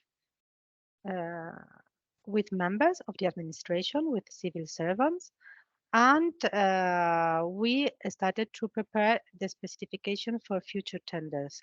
And we prepare as well the tenders for contracting support services for the technical office of the regional department. For all these activities, something that we did, and I think it was a good experience, was to compare. We looked around everywhere, all regional departments, all their documents, and it was of great help to prepare the documents for the services we contract to support the technical office and for the PPI. Thank you very much, Monica. What a great impression and what a great staging. Having described the above, what do you believe are the main barriers to be brought down to implement the PPI in the Junta de Andalucía? Well, PPI is something completely new in Andalusia. But although we've been working in it the last 3 or 4 years in certain regional departments, there are still some barriers that I'm going to explain now. On the one hand, we have the lack of knowledge of the administration leaders, who, although they are decisions makers and should be the main promoters of this activity, they don't know exactly what is PPI, except of those who are leading the departments that are executing this project nowadays. And those are the head of the departments of health, agriculture, environment, water, development, and mobility. On the other hand, we have the lack of knowledge of the part of the technicians and their fear of dealing with something so new. I include myself in these groups. All these technicians, these civil servants, afraid because of something completely new, had to live with this fear and trying to work with this new challenge of the administration, the PPI. But as well, the lack of a habit of multidisciplinary teamwork, as I said before. We are accustomed to work among those belonging to the same branch, but not in a really multidisciplinary team. The PPI project, in my opinion, requires a new language that can be understood by all the parties, legal, contract service, and technicians.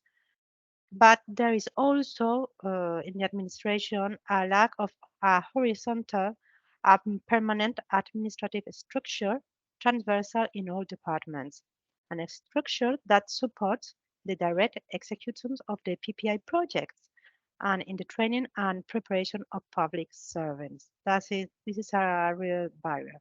We don't have it right now. In addition, I think the following barriers exist as well in the precursors or contracted bodies themselves.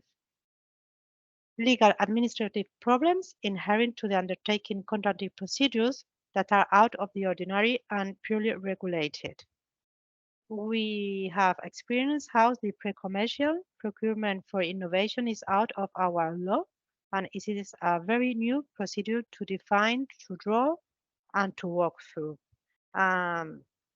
The uncertainties regarding the success of the results are also a point that worries a lot civil servants while writing down a regulatory document. We are accustomed to buy things, to buy services, but we are not accustomed to buy innovation.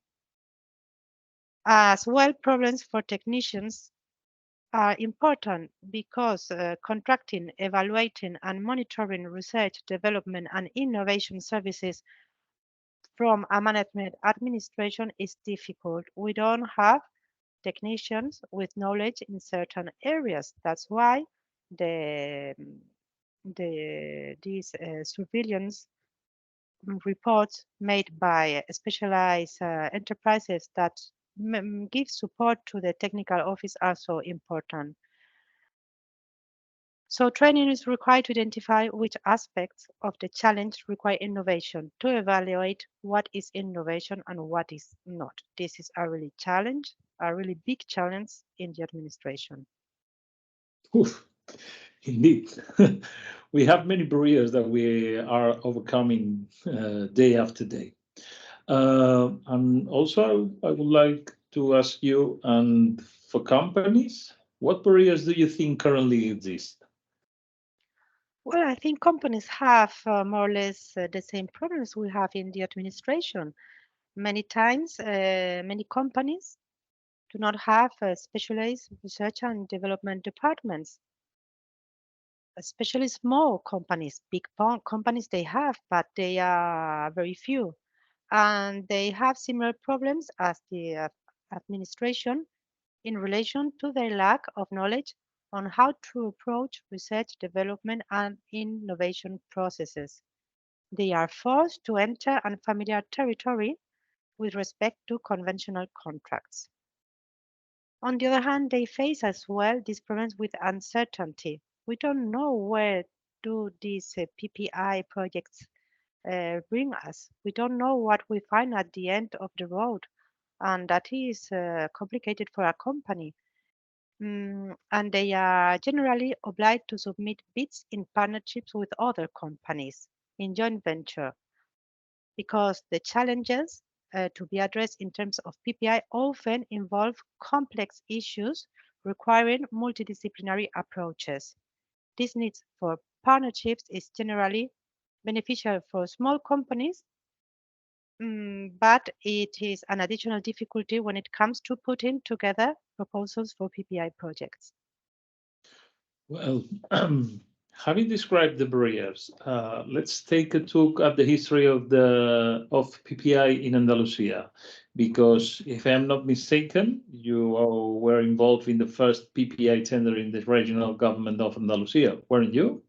How has this instrument evolved from the point of the view of contracting?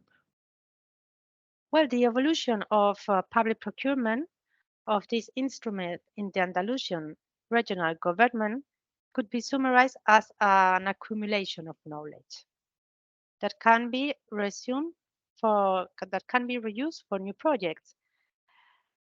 This accumulation of knowledge is related especially to the following issues: preparing and executing an open market consultation and their corresponding conclusions reports. We have really learned how to do an open market consultation. We have prepared of our documents. We have resolved doubts during the celebration of this consultation.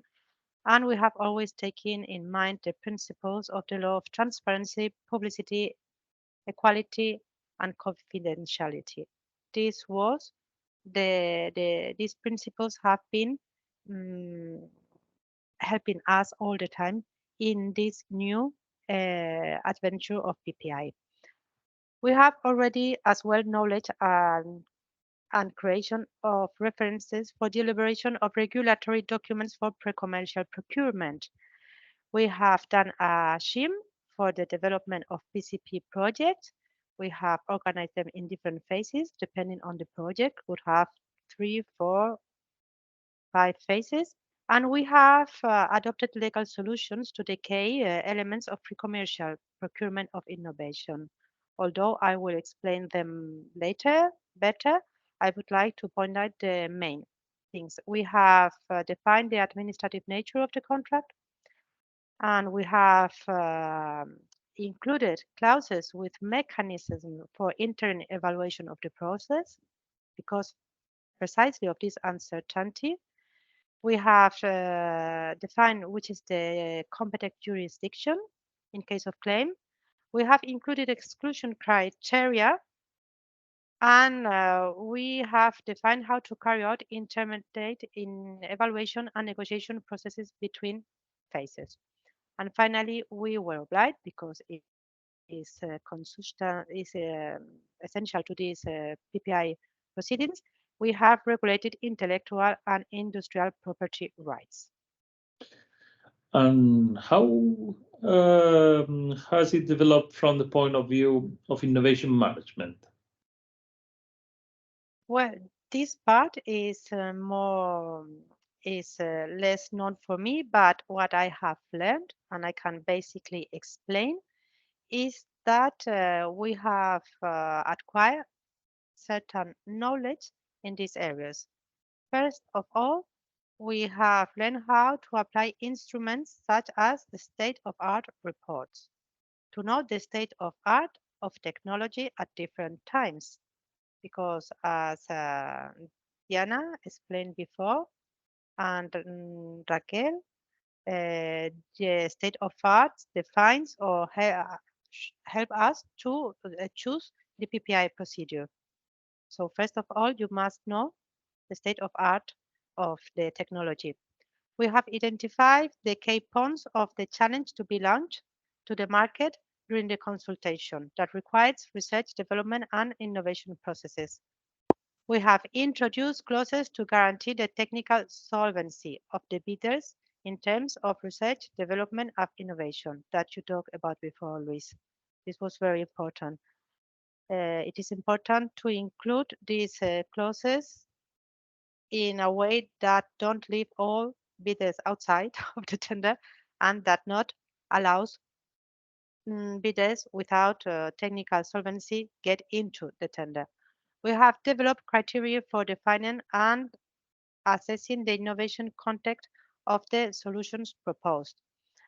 And we have as well defined procedures to functionally validate the development carried out by the successful bidders. Finally, we have established some methods to encourage innovation in the bidders' proposals during the negotiation milestones. We have introduced this negotiation part. And finally, we have developed methods to evaluate the innovation progress.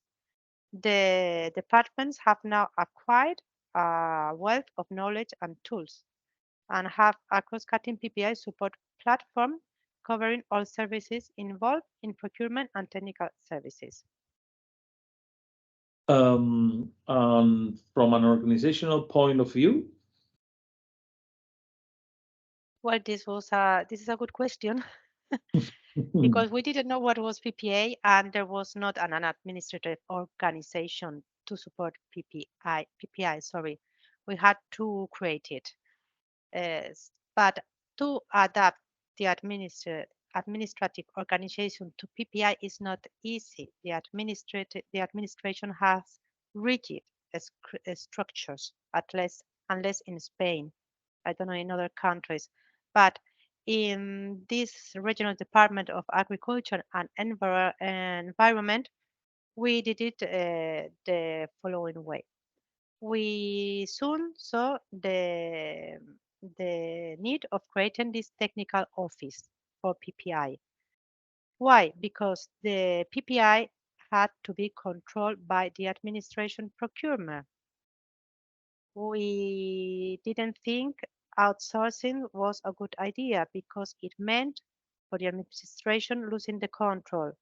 So creating an specialized structure in the administration with a group of civil servants specialized in PPI was the best way to specialize, and we continued contracting specialized support from enterprises that provide these services in the market, not only for PPI consulting by technological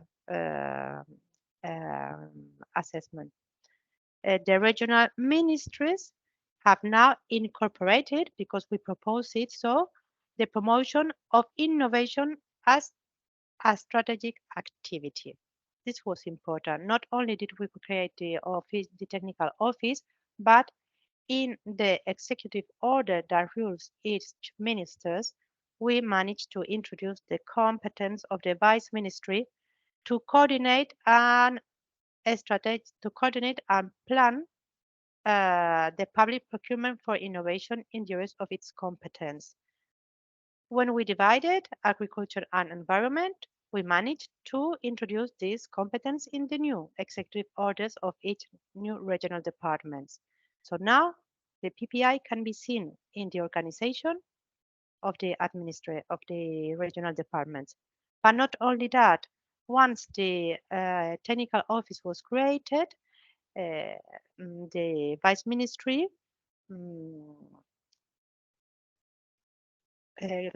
prepared an instruction in 2019. I mean, 1 year after we first kept in contact with PPI, to rule the technical office.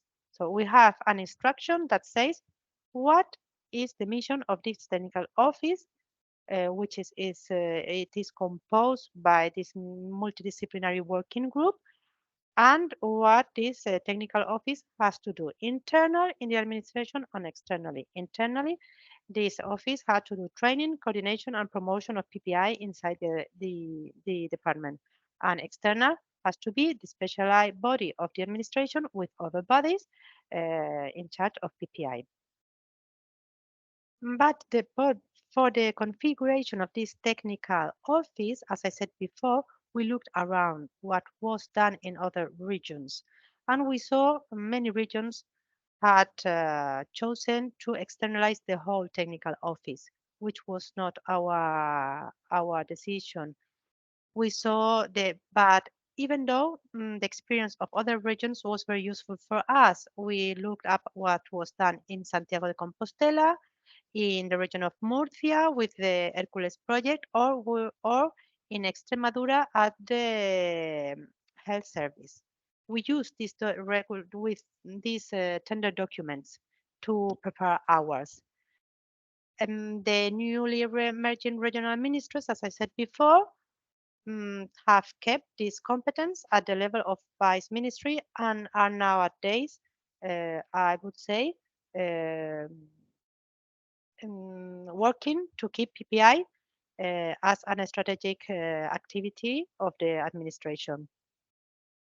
What we have learned by creating this technical office is that the existence of a support structure such as this office is an asset that it is positively valued in order to be more competitive when applying for funding of Ministry of Science, for example. If you apply for these funds, they see in your papers if you have a technical office.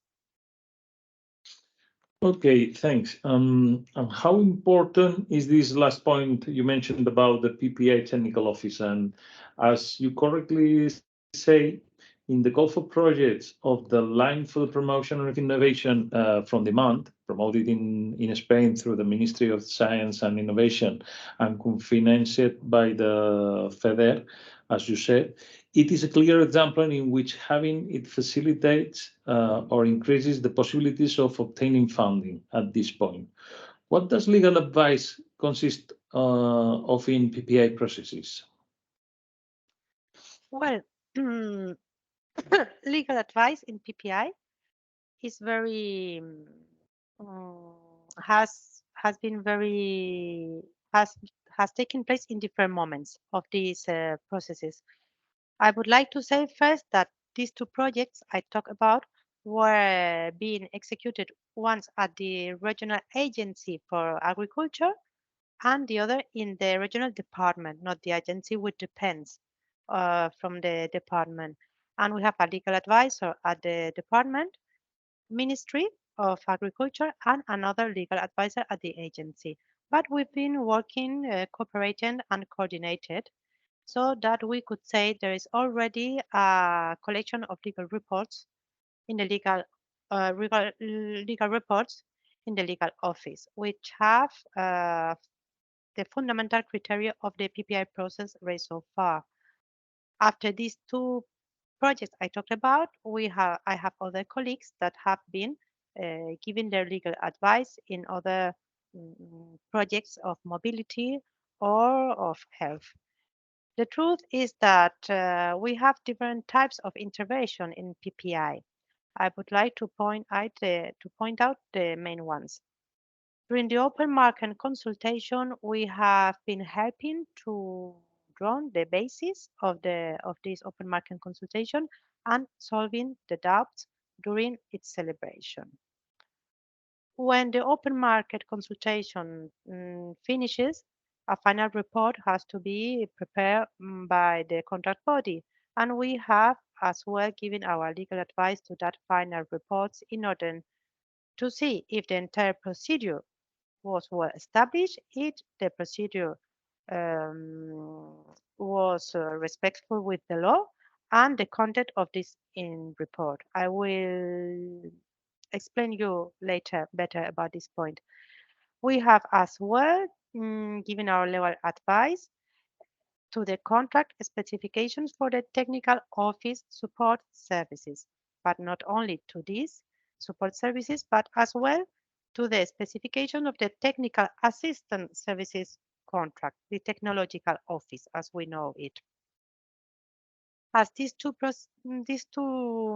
projects in my department had to be after the ending of the open market consultation tended with pre-commercial public procurement, we have as well given our legal advice in the regulatory document for this pre-commercial procurement. We have as well prepared optional reports on problem raised in all the process and permanent verbal consultation help desk, and we as well participate in this kind of training workshops when we are required to. Thanks. And as you mentioned before, open market solutions are an equality fundamental tool for innovation public procurement, as I said before also. In this case, what does legal advice consist of in open market consultations? What do you think?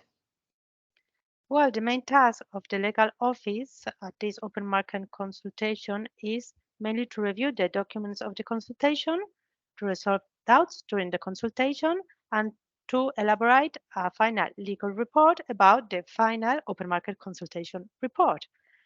But to do this work, we have been always working, taking into account that there was only one article on our national law for public contracts, 115, and we have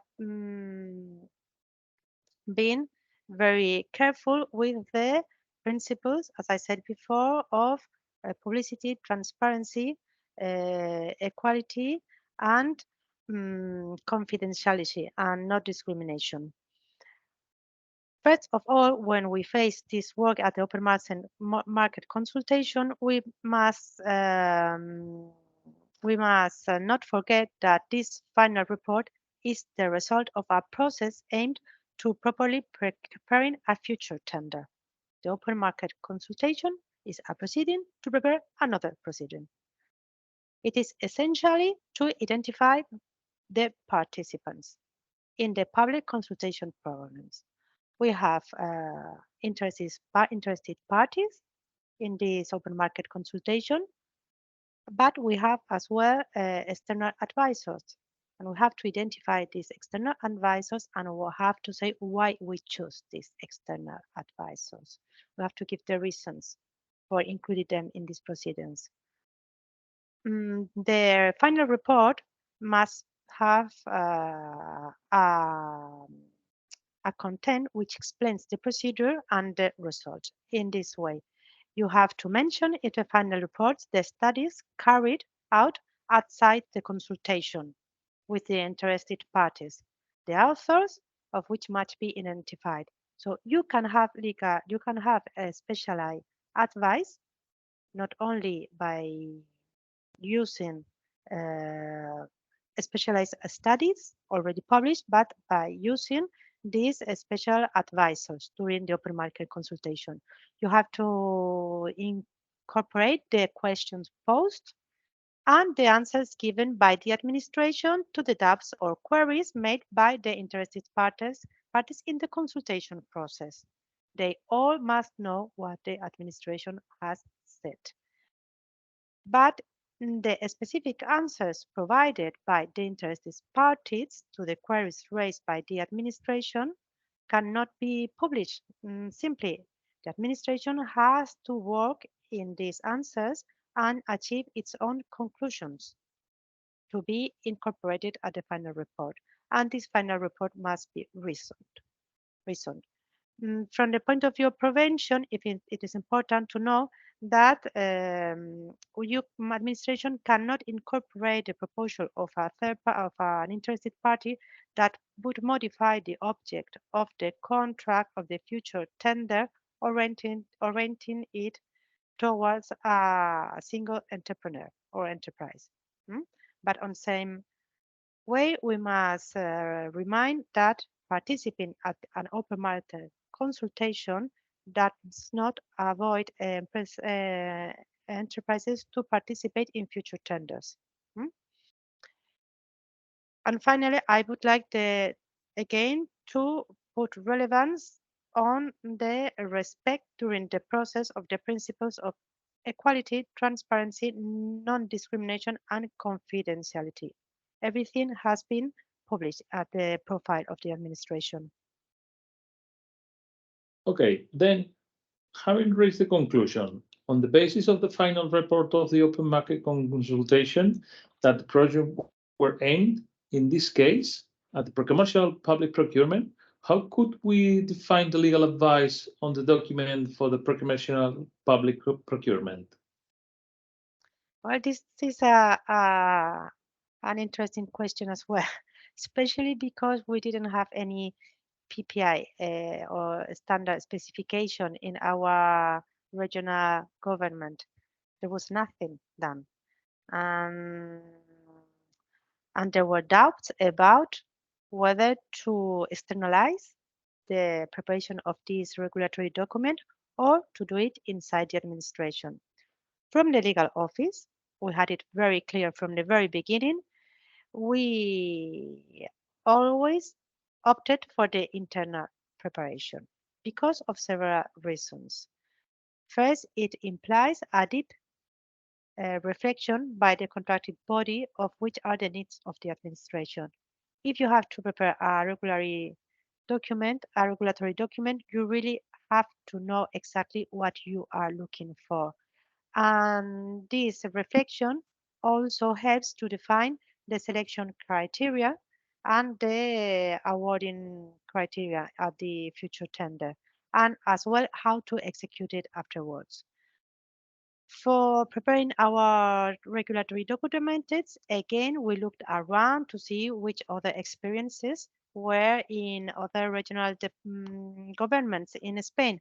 And we found very interesting experiences like the Technoport project at the port of Seville or the so well-known Inno Olivar of the University of Cordoba, a very interesting anti-fog systems in a motorway by the Ministry of Public Works, or at the health system of Andalusia in a project called liquid biopsy. We also spoke with the legal advisors that participated in this project I have already mentioned. And the legal office of the agency and the ministry, as I said before, we work together preparing this regulatory document, is unifying criteria and homogenizing the clauses on the main legal issues. So I can say that the main legal problems that we found by preparing these regulatory documents in a pre-commercial procurement for innovation were the following. First of all, the name. It can, maybe it sounds a bit childish, but the name was important. If pre-commercial procurement for innovation is outside of the law, we cannot call the documents for this specialized tender as they are called within the scope of the law. So we decided to call it regulatory documents for pre-commercial procurement for innovation and not pliegos de cláusulas administrativas particulares, which is the name for the tender that we celebrate within the law. The concept of the PPI was as well a challenge because there's not a concept in our law. Maybe you have to look at the directive, but it's not as well so clear. But looking around, we found a definition of the doctrine that, from a legal point of view, is very useful for me because having into mind this definition, I can do the work of checking the clauses of the regulatory document. So it is defined as a contract for research and development services in which the public purchaser does not reserve the innovative results for its own exclusive use, but shares with the company awarded the contract the risk and the benefits derived from the process of creation, development, and execution of solutions hereto not existent on the market. This has been already explained today very well by the previous interventions.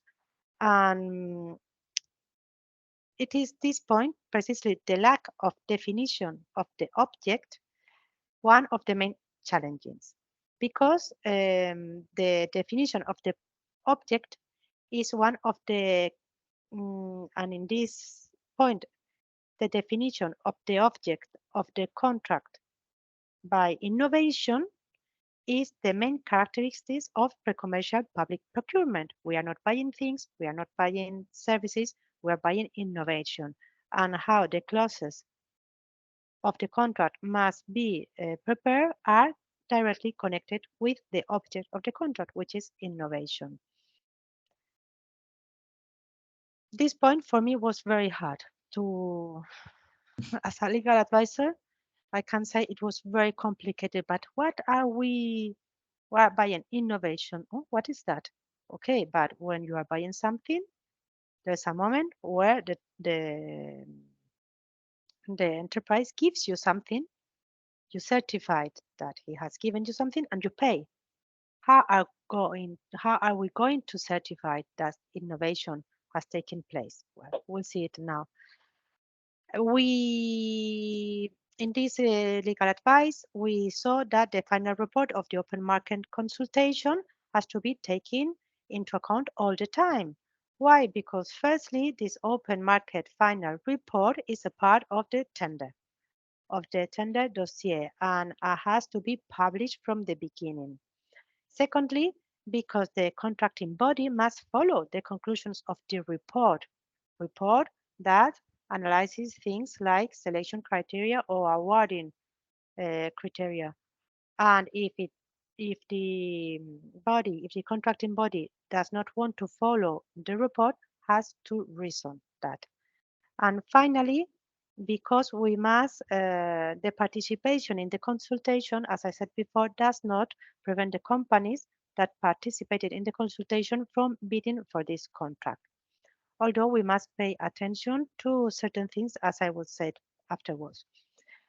The most important things of this, of preparing the regulatory documents for pre-commercial procurement for innovation was, as I have already said several times, that we were outside of the law. And contracts outside of the law are only obliged to apply the principles of the law to resolve doubts and gaps. Only to resolve doubts and gaps. I mean, there is not an automatic supplementation of the contract by the law. What we decided to do, as the national law for public contracts is so useful in certain points, we decided to include in certain clauses an express call to articles of the law, like for instance, referring to modification of the contract or resolution or certain things that are already very well defined at the law, and we didn't want to define it newly. But on the other hand, one of the most motivating things from my point of view as legal advisor was really to create something new. We are accustomed with the national law for public contracts and the important regulatory activity of the European Union in this public contract scope to be very rigid. We don't have a lot of freedom when we are working inside the public contract sector. But in this pre-commercial procurement for innovation, we were suddenly free to write the clauses we wanted, always respecting these principles. But we were really free and we used this freedom, and it was really, really fun. I really enjoyed this work. Very creative. Another point was the nature of the contract. Is it administrative or private contract? In our opinion, pre-commercial public procurement contracts are administrative in nature. And although they are excluded from the law for public sector contracts, the principles of public procurement, as I said, are applied directly to them. And they are mainly financed with public funds. So it is true that when we had to analyze this issue, the nature of the contract, we looked around and we saw in Spain two different lines. Some regulatory documents have opted to define this contract as private contracts, while others have defined it as administrative contracts. We talk a lot about this with the colleagues working in this first CPI project, And we knew from the beginning that we have to put it at the administrative side, as we are lawyers of the administration for now. And the reasons were the following. Some arguments. First of all, the totally public financing of these contracts for the moment, in our cases. If this PPI innovation develops so much, maybe in the future, we will finance projects not with EU funds, but with national funds. The second reason is the purpose of promoting innovation that they have. Really, as the ministry said, the Spanish ministry said in the guide of 2011, the main goal of these contracts are to promote innovation. And the promotion activity of the administration is one of the classical activities of the administration. We know it in Spain. Our administrative law talks about providing services, and to promote fomento, actividad de fomento, as we know it. The third reason was that we had to apply the principles of the law, as I said before, and finally that the needs that were to be satisfied with this pre-commercial procurement for innovation were the public needs. These are the reasons to define this contract as administrative. Another important characteristic of this contract is that they are divided in several contracts and phases, as we saw before. And that's why this document for me was very complex at the beginning. And when I find something very complex, what I see is that we have to make it not complex. How? By making a well-structured specifications with an easily understandable index. Just by looking at the index or the regulatory documents, you could imagine how was going to work the process. And we included some timelines and graphs of the process to make it more easily to understand. Related with the administrative nature of the contract and the fact that it is outside of the public law is that you cannot claim to the activity of the administration in these public procurements for innovation to the specialized tribunals. We have special tribunals on public contracts that are not competent for issues raised in pre-commercial public procurement. Will be competent for other innovation PPA, but not pre-commercial. As the contracts are administrative, if we have any kind of problems during the contract, the jurisdiction competent is the administrative contentions. It is the place where the administration feels better. I mean, that's how we have defined it in our regulatory documents. Working in these pre-commercial regulatory documents, we found soon that they have to evaluate and we have to execute this proceeding parallel to the outsourcing services for the support of the technical office. Not only support services generally, but technical surveillance. So we included clauses in all the regulatory documents so that the start of one contract was subject to the start of the other contract. Confidentiality. This is as well a very important aspect of the pre-commercial procurement to take into account. But we found soon that the administration had certain freedom to accept the definition of which documents are confidential as defined by the bidders. Other important point was competition distortion. As we see, there are specialized organizations, enterprises in this area of PPA, and that participates assessoring the administration at the open market consultation, at the preparing of the specifications for public services. And in public procurement, it is important not to allow enterprises who has previously advised the administration in an open market consultation or preparing the documents for the public contract of services or even the pre-commercial procurement regulatory documents to participate because they have privileged information, and we have included clauses that avoid these enterprises to participate.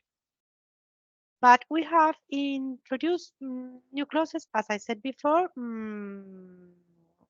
more creative, like special, clauses related to the execution of the contract.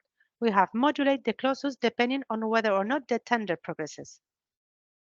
We have introduced the possibility that if the tender, the innovation does not process, we can finish the contract before it is preview in the regulatory documents. We have as well included clauses within mechanism for intermediate evaluation of the process, which seek to manage the uncertainty of the success.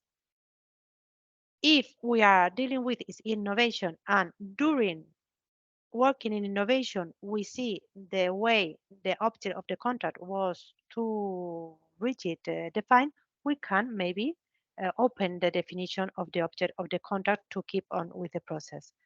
And we have introduced as well intermediate evaluation and negotiation process between phases because we think this can help innovation.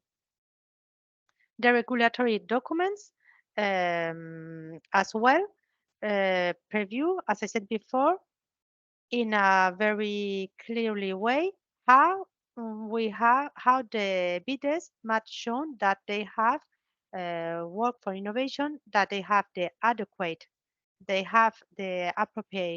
appropriate work of innovation. But maybe even doing this innovation activity, we don't reach the object, but this can be paid as well. An appropriate develop of the activity by bidders, although they don't achieve the goal that we are looking for.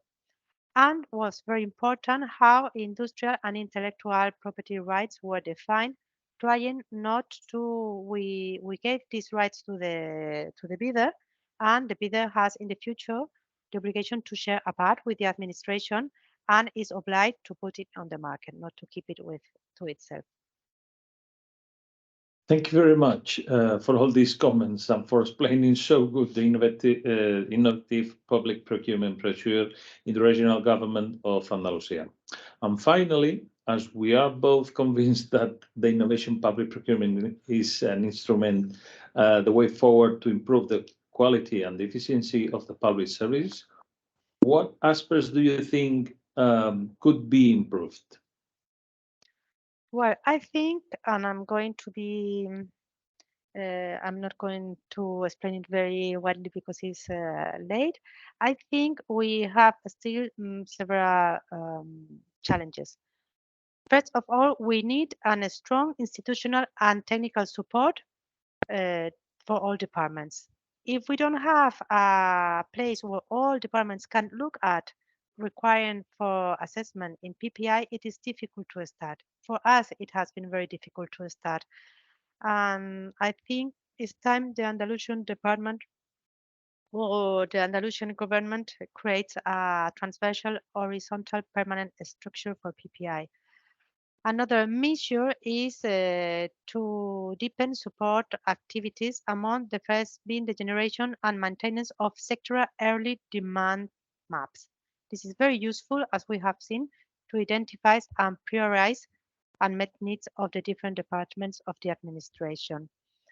And I think we have still other adventures in this PPI innovation procurement that we have not yet experienced, which are innovative technology purchasing projects and innovation partnership.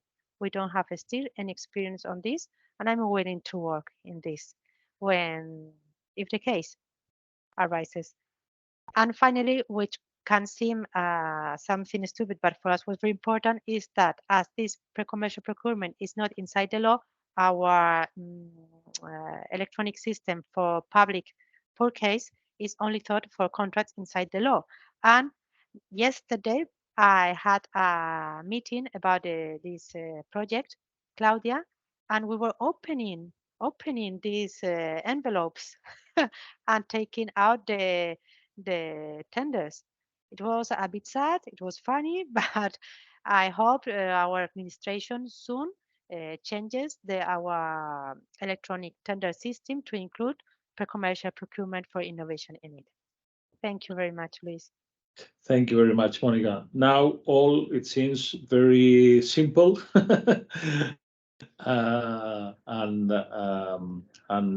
I think it has been a very good interview. You has explained all of the parts of the PPI and the pre-commercial public procurement. And I don't know if you have any questions for Monica or for me if you want, but you can put it in the chat box. Yeah, or open your micro if you want, and also don't be shy.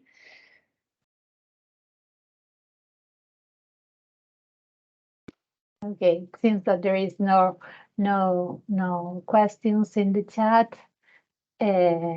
Anyhow, so then maybe we can end here the workshop for today. Thank you once again for coming with Monica and all your practical insights on the day-to-day to manage this kind of projects, because it's not easy, and there are, as you mentioned, there's a lot of barriers to overcome and to adopt. Well, I'll give you the floor for the final part, Diana, to remind on the final survey. So, first yours. Thank you, Raquel. Thank you, Luis and Monica, for all your comments and suggestions about the legal aspects. And as I told you before, if you were already connected, we have a final survey that we need your feedback from the workshop. So we invite you to scan the QR code or to enter through the link you have there, and you also can find it in the chat. To give us your feedback. It's only 1 minute survey, so it won't take you too much, and it's very useful for us. We will also send this information by email, so you can do it in another moment if you prefer, but if you can do it right now, I think it's good for us. And nothing more from my side, just to say thank you to all the speakers, and I think we can end here. Okay, thank you very much. Just to remind you, stay tuned about our third workshop. We will make the announcement in our project website, project LinkedIn, and also our social networks. So you will keep me updated about the third last one. Okay, and thank you to all of you. Thank you. See you. Bye. Thank you. Thank you. Bye.